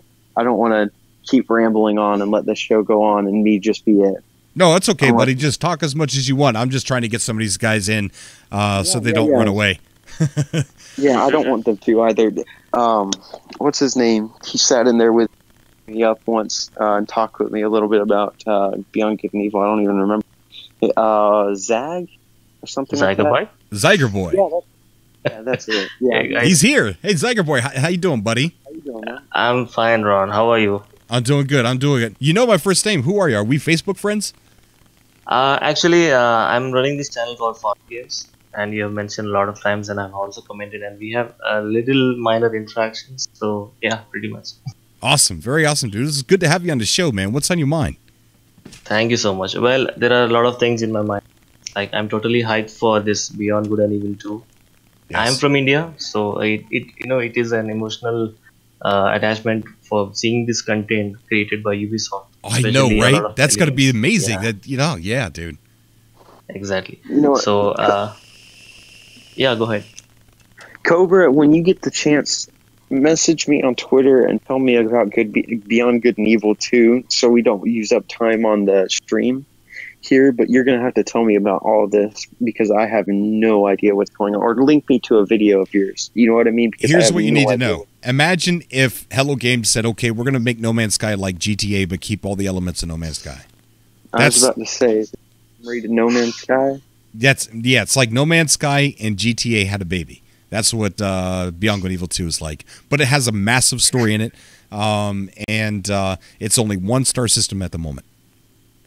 Oh, okay. That makes sense, yeah. All right. So yeah, Zyger Boy, you're from India, and the main concept of Ganesha City is all India. Yeah, exactly. That's absolutely cool, dude. So are you a No Man's Sky fan, or are you strictly like a Beyond Good and Evil 2 fan? Well, actually, I've been following your channel since the foundation update, and I've been watching your Discord videos and your live subcasts. I was like in the comment section, and before the next dropped in, I was in Discord, and after that we had few interactions, and so after a while I joined this in Discord after seeing your update last night. So I thought, okay, this is the time. It's a good topic that you have chosen, and we need to Awesome. discuss a lot about this. Awesome. And what's on your mind about Beyond Good and Evil 2? I'm actually surprised the way Ubisoft have created this game, because a lot of elements are in fact real, and if you ever search about India and the traditions of India, you will see a lot of these things do exist in reality. For example, the Ganesha statue, the way they have represented, it's totally amazing, and the planetary systems that they have involved in this game is totally, these are all mythical concepts that we found in Ramayana and Mahabharata. All these stories were actually extracted from them, including some other Indo-Chinese cultural mixed fantasies. That's something that we were not expecting. Wow. Yeah, and the really good, like the reason why it matches so well is because they're actually, because of the Space Monkey program. Like they're reaching out to fans of the community and saying, what would you like to see in the game? What cultural experiences would you like to see in the game? And Well, so they're not only doing that, also getting featuring music, right? yeah, Yes, music, That's what I heard. yeah, music and art and and all over the radio place. Yeah. spots. Yeah. I heard about that, and I was like, man, that's pretty smart. I wish someone, like, you know what I mean, Rockstar would do that with Red Dead Redemption. Not that that game's not already a masterpiece, but you know what? I mean, and it doesn't fit so much, but GTA 6 or something like that. You know what I Right. mean? Exactly. Yeah. I mean, yeah, definitely GTA 6 for 100%. What would you be in Beyond Good and Evil 2? What kind of hybrid? I think I'll go with the monkey, because a lot of reasons behind that. Like in the Ramayana, there is a story where Ram, the Lord deity, he actually hires a group of monkeys who are actually primates, a little bit advanced. There is a lot of story happening in that. So I think that's the best character to start with, and I'm looking forward to see how what kind of upgrades the character, and what type of enhancement we were able to build in that character. That's Right. something that I'm looking for. Yeah, me too. And I'm right there with you. I want to go for like an ape or a monkey or something like that. Yep. And you want to know why they have this Ganesha and all that? There is a huge story coming up in that. If you want, I can just explain regarding why they have chosen this Ganesha and what is and who is Ganesha basically. May I? Okay. Yeah. Go ahead. Yeah. See, in Indian mythology, in Hinduism culture, there are pretty much three gods that they worship. There is Brahma, there is Vishnu, and there is Shiva. So Ganesha is the second son of Shiva, and it was believed that near the Saturn planet there was a moon which is very similar to the Earth. Like it was like a fantasized mythical planet that doesn't exist right now, and they believe there was a place. People often visit that place using UFOs. In Hindu term, we call them as Vimana. Uh-huh. You might have heard this word. So they visit Vimanas and they travel like intergalactic space traveling happening like pretty much a million years ago. That's beyond our history. We never recorded that. So all these stories are happening in these preluded ancient books that we have. Right now, these are myths, legends, but a lot of people take it as an holy text and try to worship these texts in India. Awesome. Very awesome. We also have a festival on Ganesha. If you just search on Google in India, we have this Ganesh Chaturthi, some kind of festival where we often every year we have a festival in the name of Ganesha. Sorry about that. That's okay. Awesome, dude. Yeah. So you think that transpires into the game pretty well? Oh, definitely, because Ubisoft have done a smart thing that they have mixed the Indo-Chinese culture together bringing, collaborating two cultures in one platform. And I think that's a beautiful way to present, bring people together and try to, involve in that story. That's a brilliant idea. Very awesome. Very awesome.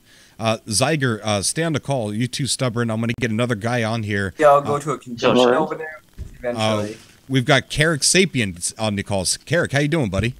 Hey, man. Hey. How's it going?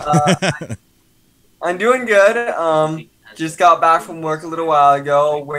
I was with the Autism Panhandle group a bit ago.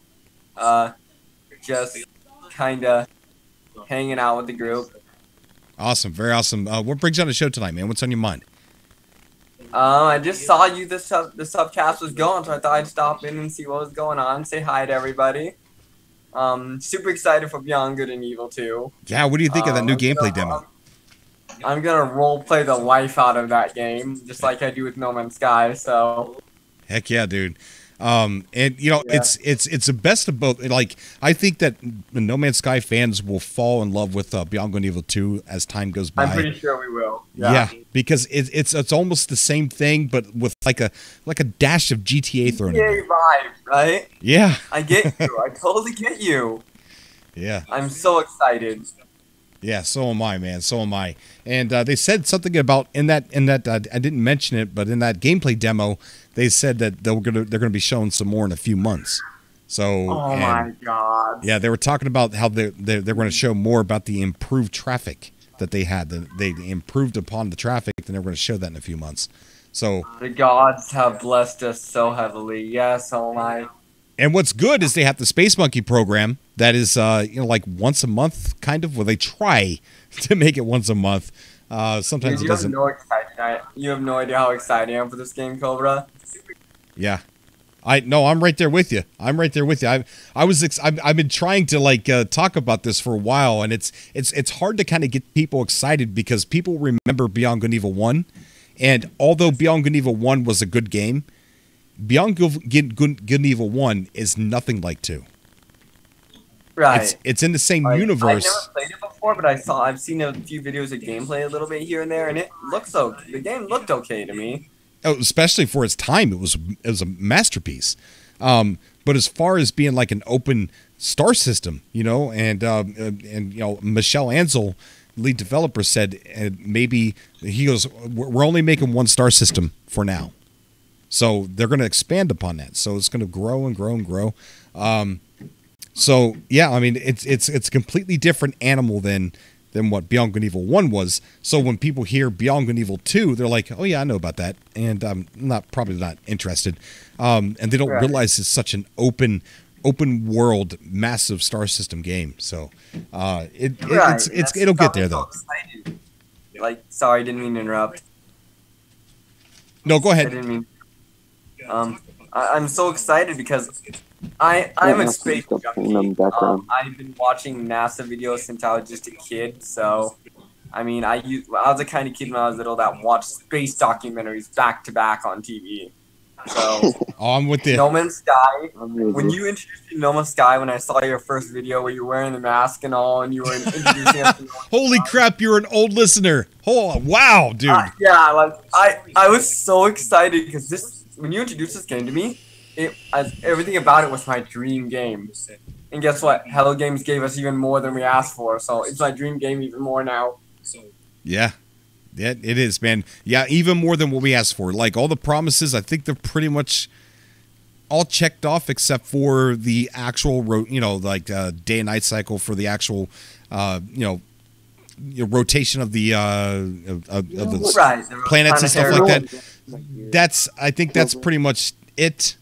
Most of it's there, and then some extra that we never even were told we were getting. You know what grinds my gears about everyone? There's a ton of features that aren't in the game. Planetary rotation isn't there. It's that they think landing on asteroids was a feature. I'm like, really? Yeah, no. I remember watching that. I didn't even repeat that as a feature of No Man's Sky because he said, "Yeah, at the moment you can." At the moment you can. Right. Yeah. I don't understand why people thought that. I mean, I was excited for the game. I don't care if you can. I don't care whether you can land on Android or not. It's still my dream game. Like Honestly, when the game came out, I wasn't disappointed one bit. Matter of fact, I was even more excited and wanted to get my hands on it the moment it came out. Right. Honestly, the reason why I'm probably not as interested in Beyond Good and Evil 2 is because it's not what I look for when I look for a sci-fi game. I kind of look for this freedom where I can do my own thing, and that's why I've kind of not really gotten into Red Dead Redemption 2 or GTA. You know what I mean? Well, you could do your own thing in Red Dead 2 for sure.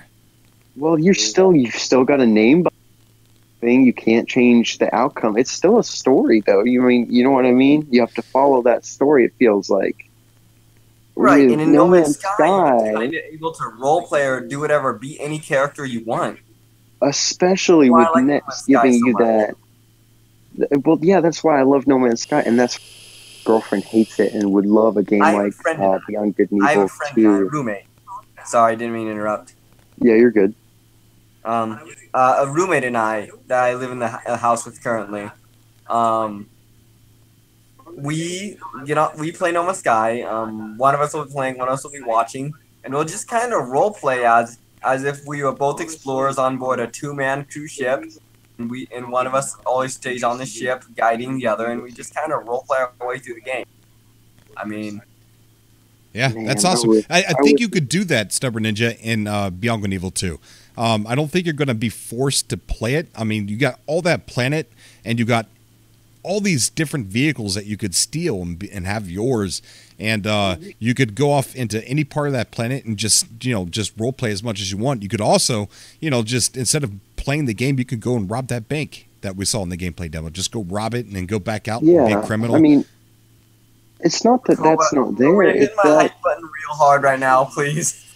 It's that you're in a universe, and with No Man's Sky, you're so in a universe, you're in your own story. You know what I mean? It's someone else's story you're in with Beyond Good. Not that Beyond Good and Evil 2 or Red Dead Redemption or any of these narratively driven games aren't a masterpiece. It's just that I prefer having my own canvas to paint my own story on completely. Of course, there's lore behind No Man's Sky. Right? Of course, there is lore behind No Man's Sky, but I can completely go off and ignore that and say, hey, I have the Gek, the Korvax, and the Vy'keen, and then the Travelers. Right. And that's it. And you know what? I can explain that lore behind however I want to. You know what I mean? That's kind of how Chris and I do it, my roommate. Yeah. We kind of created our own lore. We've created our own entire multi-game omniverse between different games. And we kind of roleplay between them. I'm going to add a caller to the mix here real quick, guys. It's Space Buddha is joining the call. Space Buddha, how you doing, buddy? Hey, welcome to the crowd, man. Hey, what's up, Cobra? How you doing, man? I'm doing great, man. Doing great. It's a pleasure to have you on. We've got some awesome callers on here, man. What's on your mind tonight? I was actually on last podcast. We were talking about who'd be next to No Man's Sky and all that. And right. It was great, man. So I just thought maybe we talk about that some more and Beyond Good and Evil also. So sure, go ahead, man. The mic is yours, buddy. Just bring up a conversation. These guys are real talkative. We'll all jump in there. Ivy Mike, how you doing, buddy? Go ahead, man. Go ahead, Space Buddha. There's a few things. For example, I want to get your thoughts on something like I saw a few good videos on No Man's Sky lately, and one was about the cities, because you talked about the cities many times. Right. And we talked about it last time also. And I think it was MKZ, right? And MZK, yeah. I think he was the one that uploaded that. Yeah, so it brought up a great point about how it might just sort of kill the vibe, the lonely vibe of the game if there's just all these generated cities. You'll see 2 or 3 of them. You'll play for 20, 30 hours, and then they'll be repetitive because they're being randomly generated. And they'll kind of just make it feel more populated, and that lonely feeling will go away. I kind of feel like they could. About that. My opinion is, I kind of feel like they could add like a ratio to that, to where it's not everywhere, that it's only certain places, kind of like the ring planets, like maybe only one planet in a star system will be civilized. But I do think it would be a lot better than coming across these buildings that seem like they're so much out of place. They seem like they're out of place. You know, you come across this building, it's in the middle of nowhere. It's like, oh, okay, that doesn't look right. And I think it would be sort of like a better grouping mechanic needs to be added into No Man's Sky, whether that be small, larger settlements, or just put all most of the buildings on one planet, make one of those planets like a civilized planet. And I think that's what his name's there for. I don't think he was doing the procedural cities and everything like that. Sam you know what I mean? Yeah, that's who I'm thinking of. I think he's not done any work yet in what we've seen, or if we have seen anything, it's not been major. I think we're about to see what he's about to do. I don't think we've seen a single thing from Sam Swain. None. Not yet. Because if you go to his YouTube channel and his website, he deals with all procedural cities and all procedural dungeons. That is his love of life. Procedural cities, procedural dungeons. That's what he does. That's what he does. That's what he does. That's what he does. That's what he does. That's what he does. That's what he does. That's what he does. That's what he does. That's what he does. Okay, what in the world was that? It was what? So, what in the world? What just happened? I don't know. Something's happening tonight. Uh-oh. I've seen things. I've heard things. We've all seen things.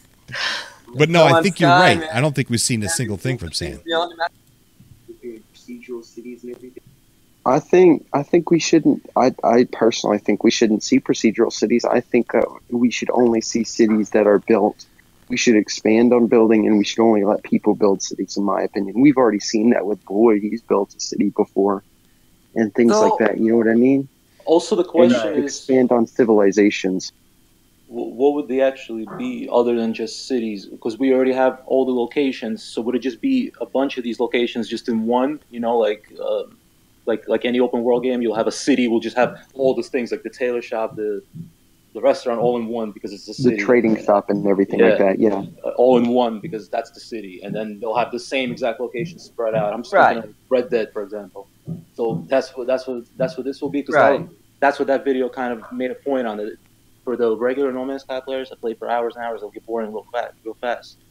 And it's like, and then in the end, what it will do is it will be exciting for the first 5-6 times, but in the end, it will only kind of just kill that awesome isolation. Even though there's multiplayer, it still feels like this giant universe and it's just you. But you know. See, I think that, I agree with you, but I would also like to go into a star system and say it's owned by the Gek or the Korvax or the Viking. It's gotta be rare. I would like to see, okay, what planet did they decide to settle on here in this star system? Right. And see, have some reason behind it. My point is, I've always been fascinated about the Yuko Monopolists, those planet-wide cities and Star Wars and all those sci-fi books, Yeah. And that's something I want to see in No Man's Sky, just on a lesser scale, Right. I'd love to see a planet-wide city, maybe by the Korvax, because I think they'd be the ones to do that, technically. I agree. Like a farming planet by the Gek, or a military outpost by the Viking, if you know what I mean. We have seen something. I'll bet you we have seen something by Sam. We saw an update to Crash Freighters, didn't we? Oh, yeah. A small update to in Visions, right? Yeah. Yeah. That might have been him. He might have touched up on that. You know what I mean? So it might not have been huge. I'd be willing to kick around that idea, but I don't feel comfortable saying for sure that was him. I think Hello Games is his thing because you know what? Every city could become unique with him and his idea. It could have all the core things like a trading shop, everything like that you need in a city, but it could all be different every single time. You know what I mean? And it could be expanded so far that you have procedural AI and radiant AI going back to Oblivion, Elder Scrolls Oblivion. Right. You know what I mean? And it could just be incredible what they're coming with 2.0 for the 3-year anniversary. Yeah, I agree. So definitely If I we may? need. Yeah, go ahead, man. Go ahead. Oh, I was just gonna say something about the video. But go ahead. I'll say it Yeah, afterwards. I was gonna say the other thing that everyone wants, and we talked is obviously walk-in NPCs, which would go hand in hand here. You can't have one without the other. And what you were just saying with the quests and Oblivion vibe, you need them to walk around to feel a lot more alive. That would open the door. That would open the door for more realistic quests instead of these just like a stationary, just a quest giver, you know. Because in Oblivion, you see AI had to go do these things. They had to eat, they had to sleep, and they had to do all these things. Thus, you would find when you got to these major towns, if a person had stolen a piece of bread, they might already be dead, and they might be a quest giver, so you couldn't do that quest. You know what I mean? That's an extreme example in Oblivion. I'm not sure that that's happened. I haven't played enough, but I've heard of things like that. You know what I mean? And imagine if things like that were possible when cities were introduced, if cities were introduced and this procedural AI came. You know what I mean? That made this feel like there was a story behind everything. And they didn't even write it. Like if it'd make characters seem like a depth, you know, and I think that'd be really cool. But it takes away from that loneliness, like MZK made a point to as well. So like Cobra was saying, we have to find a way to regulate it, maybe even have it a sensor, just like we have an economy sensor. It expands upon that and tells us where the cities might be. You see, and that might be a good way of doing it. It's got to be unique and it's got to be rare. Right. I mean, if it's a Yuko Monopolis, it definitely has to be rare because those cost a lot of resources to make. And honestly, when it came to No Man's Sky, the lonely feeling I got from it kind of made me uncomfortable. I kind of like the less lonely feeling I get in the game now. That's what's so unique about it. I've kind of just been avoiding the multiplayer. I just don't even care about it. I mean, it's there. I see people sometimes. I play with people, but it's what I really see this game as just getting lost in its universe and just kind of like the guy was saying, creating your own story. Right. I mean, some people like the lonely feeling. I've never liked being lonely. I've been lonely my whole life, and now that I have friends, I've actually met the No Man's Sky community. Like, I don't want to go back to that. You know? But the beauty thing about No Man's Sky is we could if we wanted to. You know, like if you wanted to be alone, you can be alone. You could turn off all your network things so nobody can jump in on your game. You could appear offline. You know what I mean? You could just go off and literally be in the same, like if someone accidentally stumbled across you, they would find you, but that's not going to happen in No Man's Sky. You know what I mean? Like if you make it to where nobody could jump in on your game, you will never be found. Right. And the thing about my opinion here in No Man's Sky, and everyone's entitled to their own opinion, but like, I grew up without those social interactions, so having them now gives me this whole new light to my life. And I'm currently working on getting a gaming PC and getting more involved in No Man's Sky community. Probably gonna be uploading videos weekly, maybe by the time I get my gaming computer. So. There's some I'm interesting comments in the chat. Ivy Mike said 6 cities per galaxy would be cool. Like only 6 cities. Oh my god, in a that galaxy. actually sounds really cool. Yeah. And you have to search for them with some puzzles or whatever. Right. That'd be really cool. And Funny Imp says that he thinks that Sam Swain may have had a hand in the ways the caves are formed now, because the caves are a lot different, and that's a definite big possibility. True. I mean, we have subterranean aquatic caves now. I think that's so cool. Right. I do want to thank you, Cobra, for showing my content on stream. Oh, you're welcome, buddy, and your beautiful face is there too. Well, my beautiful beard at the time. Helmet too. Kind of cool helmet. He's got his Pikachu helmet on. I love it. It's a hat, not a helmet. You know, I did say I was going to stream the new build Speaking Yeah, of that's which, why I went if to your you- channel and I didn't see his stream it, so I'm like, oh, I'll just show one of his videos. I was distracted by this by you guys, so pardon me. Yeah, so we're getting pretty close to 11 o'clock, guys. Remember that you guys can help support Cobra TV on Patreon for as little as $1, and you get like, I just post the weirdest podcast over there, me talking about aliens and stuff, and just weird stuff over there. I do that to kind of like just say thank you to those guys. Hey, Kiki Pikachu. Sorry, I didn't mean to interrupt. No, go ahead. Keep going. Sorry. Go ahead. No, this is your show. Sorry. I want to say to you, Kiki Pikachu, you're a brony, right? Yes. Don't worry, you're not alone. You're not the only out of the ordinary person here. I'm a furry, so Cool. it's totally normal, man. You're fine. Okay. Oh no! You're cool, man. Echo. Why does this come out on my show? Why? Okay, listen, you guys. No, we're gonna have a conversation where.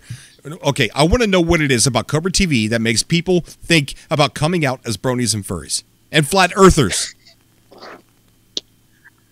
To be fair, I believe the Earth is round. So, to be fair, I believe the Earth is round. So, okay, well, okay, Same. I don't know how people can get the idea that the Earth is flat, but you know, you do you, man. You know what I mean? Everyone does their own thing. I'm not gonna judge. Okay, but what is it about Cobra TV that makes people come out as bronies and furries and flat earthers? It's because we're a constellation. We feel safer talking to you guys about these things than other people because you guys are so welcoming and just accepting. Of course, I'm You guys are welcoming. cool. Of course. And I joke about it all the time, but you guys are always welcome. You guys want to say you're bronies and furries and flat earthers. No, with flat earthers, I will argue with you. Just like I did with the I guy am in the streaming Facebook now, group. by the way. We love you, Cobra. You know that, man. I love you too, buddy. You know what? We need to start a Hello Games convention. We need to start a No Man's Sky convention somewhere around like the Idaho, Washington, Coeur d'Alene, maybe Northwest area, something like that. Somewhere in America. I'd so go to a No Man's Sky convention. I would. We have to start it. It's going to start at some point in time. You know, like somewhere. Yeah, I mean, I'm gonna darn well make it to one if I can, because meeting all you guys in person, like, that'd be awesome. It would. You guys are all cool people, and I want to meet you guys. It'd be the best. We got to make it happen. I mean, I'm sure that we're a big community. We can make it happen.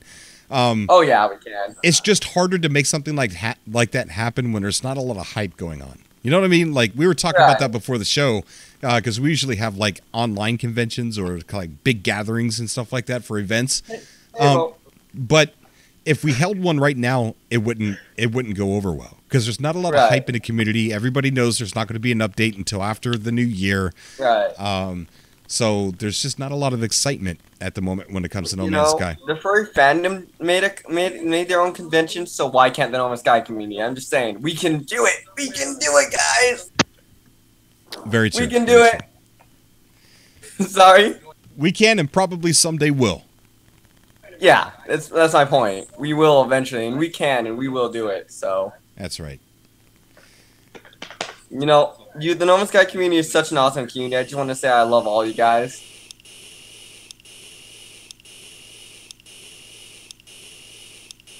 We lost them. No. Who'd we lose? Hello?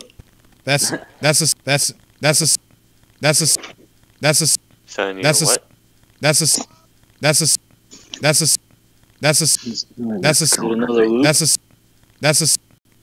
Well, what's going on? Oh my gosh. I don't know, but that was the sound of my vape on repeat. Along with my voice as well.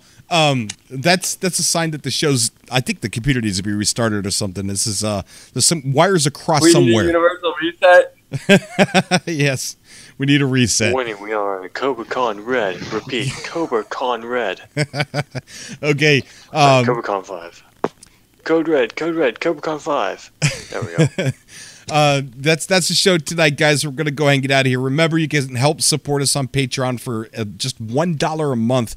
That would help, or the Streamlabs link down below would help us out as well. I haven't been going to work because of the injury, and I've been out, and I'm only getting like I think 60% of my paycheck at the moment. So well, I wish you all the best, man.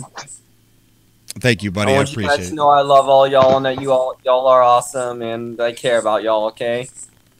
All right, buddy. Back at you, man. Love you too, guys. And I will see everybody in the next stream. I want to thank the callers so much for calling in. You guys were amazing tonight. Thank you so much for calling in, guys. Thank you. Thank you, man. We all love you, man. Love you too, buddy. And everybody that came out to the chat, thank you so much, guys, for coming out to the chat and, you know, just making fun of my glitching and just being awesome Cobras. And, you know, I'm going to single out the walkthrough, the gameplay demo, and upload that by itself as well. So if you see that, just ignore the video. You probably... By the way, Cobra? Yeah. Your Atlas voice is awesome. Keep using it. The Atlas voice? The big echoing Atlas voice. It's awesome. Keep using it. I'm not echoing now, am I? love that aesthetic. Am I echoing right now? No, okay. No, I'm just saying when you use it, it just sounds so epic, and I love it. Just Thanks, when you buddy. use it, it just sounds so perfect and awesome. You just use it at the most perfect time to make it sound epic. Thank you, man. Thank you. I appreciate that. All right, everybody, stay safe out there. Drive safe, and just you know, just be safe. Be here. Be alive. Don't die. Nobody. All right. We won't. Don't worry. Take care, bro. All right. Hey, bye. Yeah. Someone dies. How do you Can you kick me out of this room, man? I can't find my phone. You kick you out of the room? Yeah, I can't find my phone. Don't. What? But there's next voice to hang yeah, out can you help me out here? I can kick you out, but it won't. It'll only. Well, no, I can. I think I can. Hold on. Let me see. All right. I think that I don't know worked how for to me. hang up, so. I think that Does worked it for me. connect voice or? So Yes, confused, I can't the TGT tomorrow is going to be at 10:30 p.m. Eastern Standard Time. I know it's late, but it's the only time that the two guys that are going to fight. I was going to have it earlier, but the only time that they could fight is late. But it will be uploaded, so you'll be able to see them fight, and we'll see how it goes. But I'll catch the video later because I'm going to have to go to bed soon. So. Okay, buddy. All right, everybody. Have a good night. Love you guys. Stay Stay safe. You too. Bye. Bye, everybody. Bye-bye. Bye-bye. Cobra... Yeah? Oh, you're still here. Good. And everyone else here. Don't forget to help each other. We are Constellation. Subscribe to everyone else. I don't know if Cobra has already said that. That's right. Everybody, reach out and subscribe to your neighbor there in the chat. I'm sure they upload. They would probably appreciate you supporting them out. So don't forget to advertise in my chat. Always, beginning of the stream, during the stream, at the end of the stream, in my comment section. Say that you upload videos. I love it that you guys do that, so don't stop and don't be afraid to do that. We are Constellation. I don't Let's know connect how to those do dots. links, or else I would. I just want to shout out my... Is it okay if I shout out my channel now? You sure can, buddy. My channel is Sarek Sapien. I don't upload much because I don't have my own PC, gaming PC, so I really can't record videos and upload that much. So, I have my own channel. I upload rarely, and the channel is Sarek Sapien, so it's easy to find. I'm probably the only Sarek Sapien on all of YouTube, so. Awesome. Yeah, just wanted to let you guys know that. If I do end up uploading No Man's Sky videos more, I will definitely try, so. Okay, buddy. Yeah. All right, everyone. Have a good night, and I will see you all in the next video.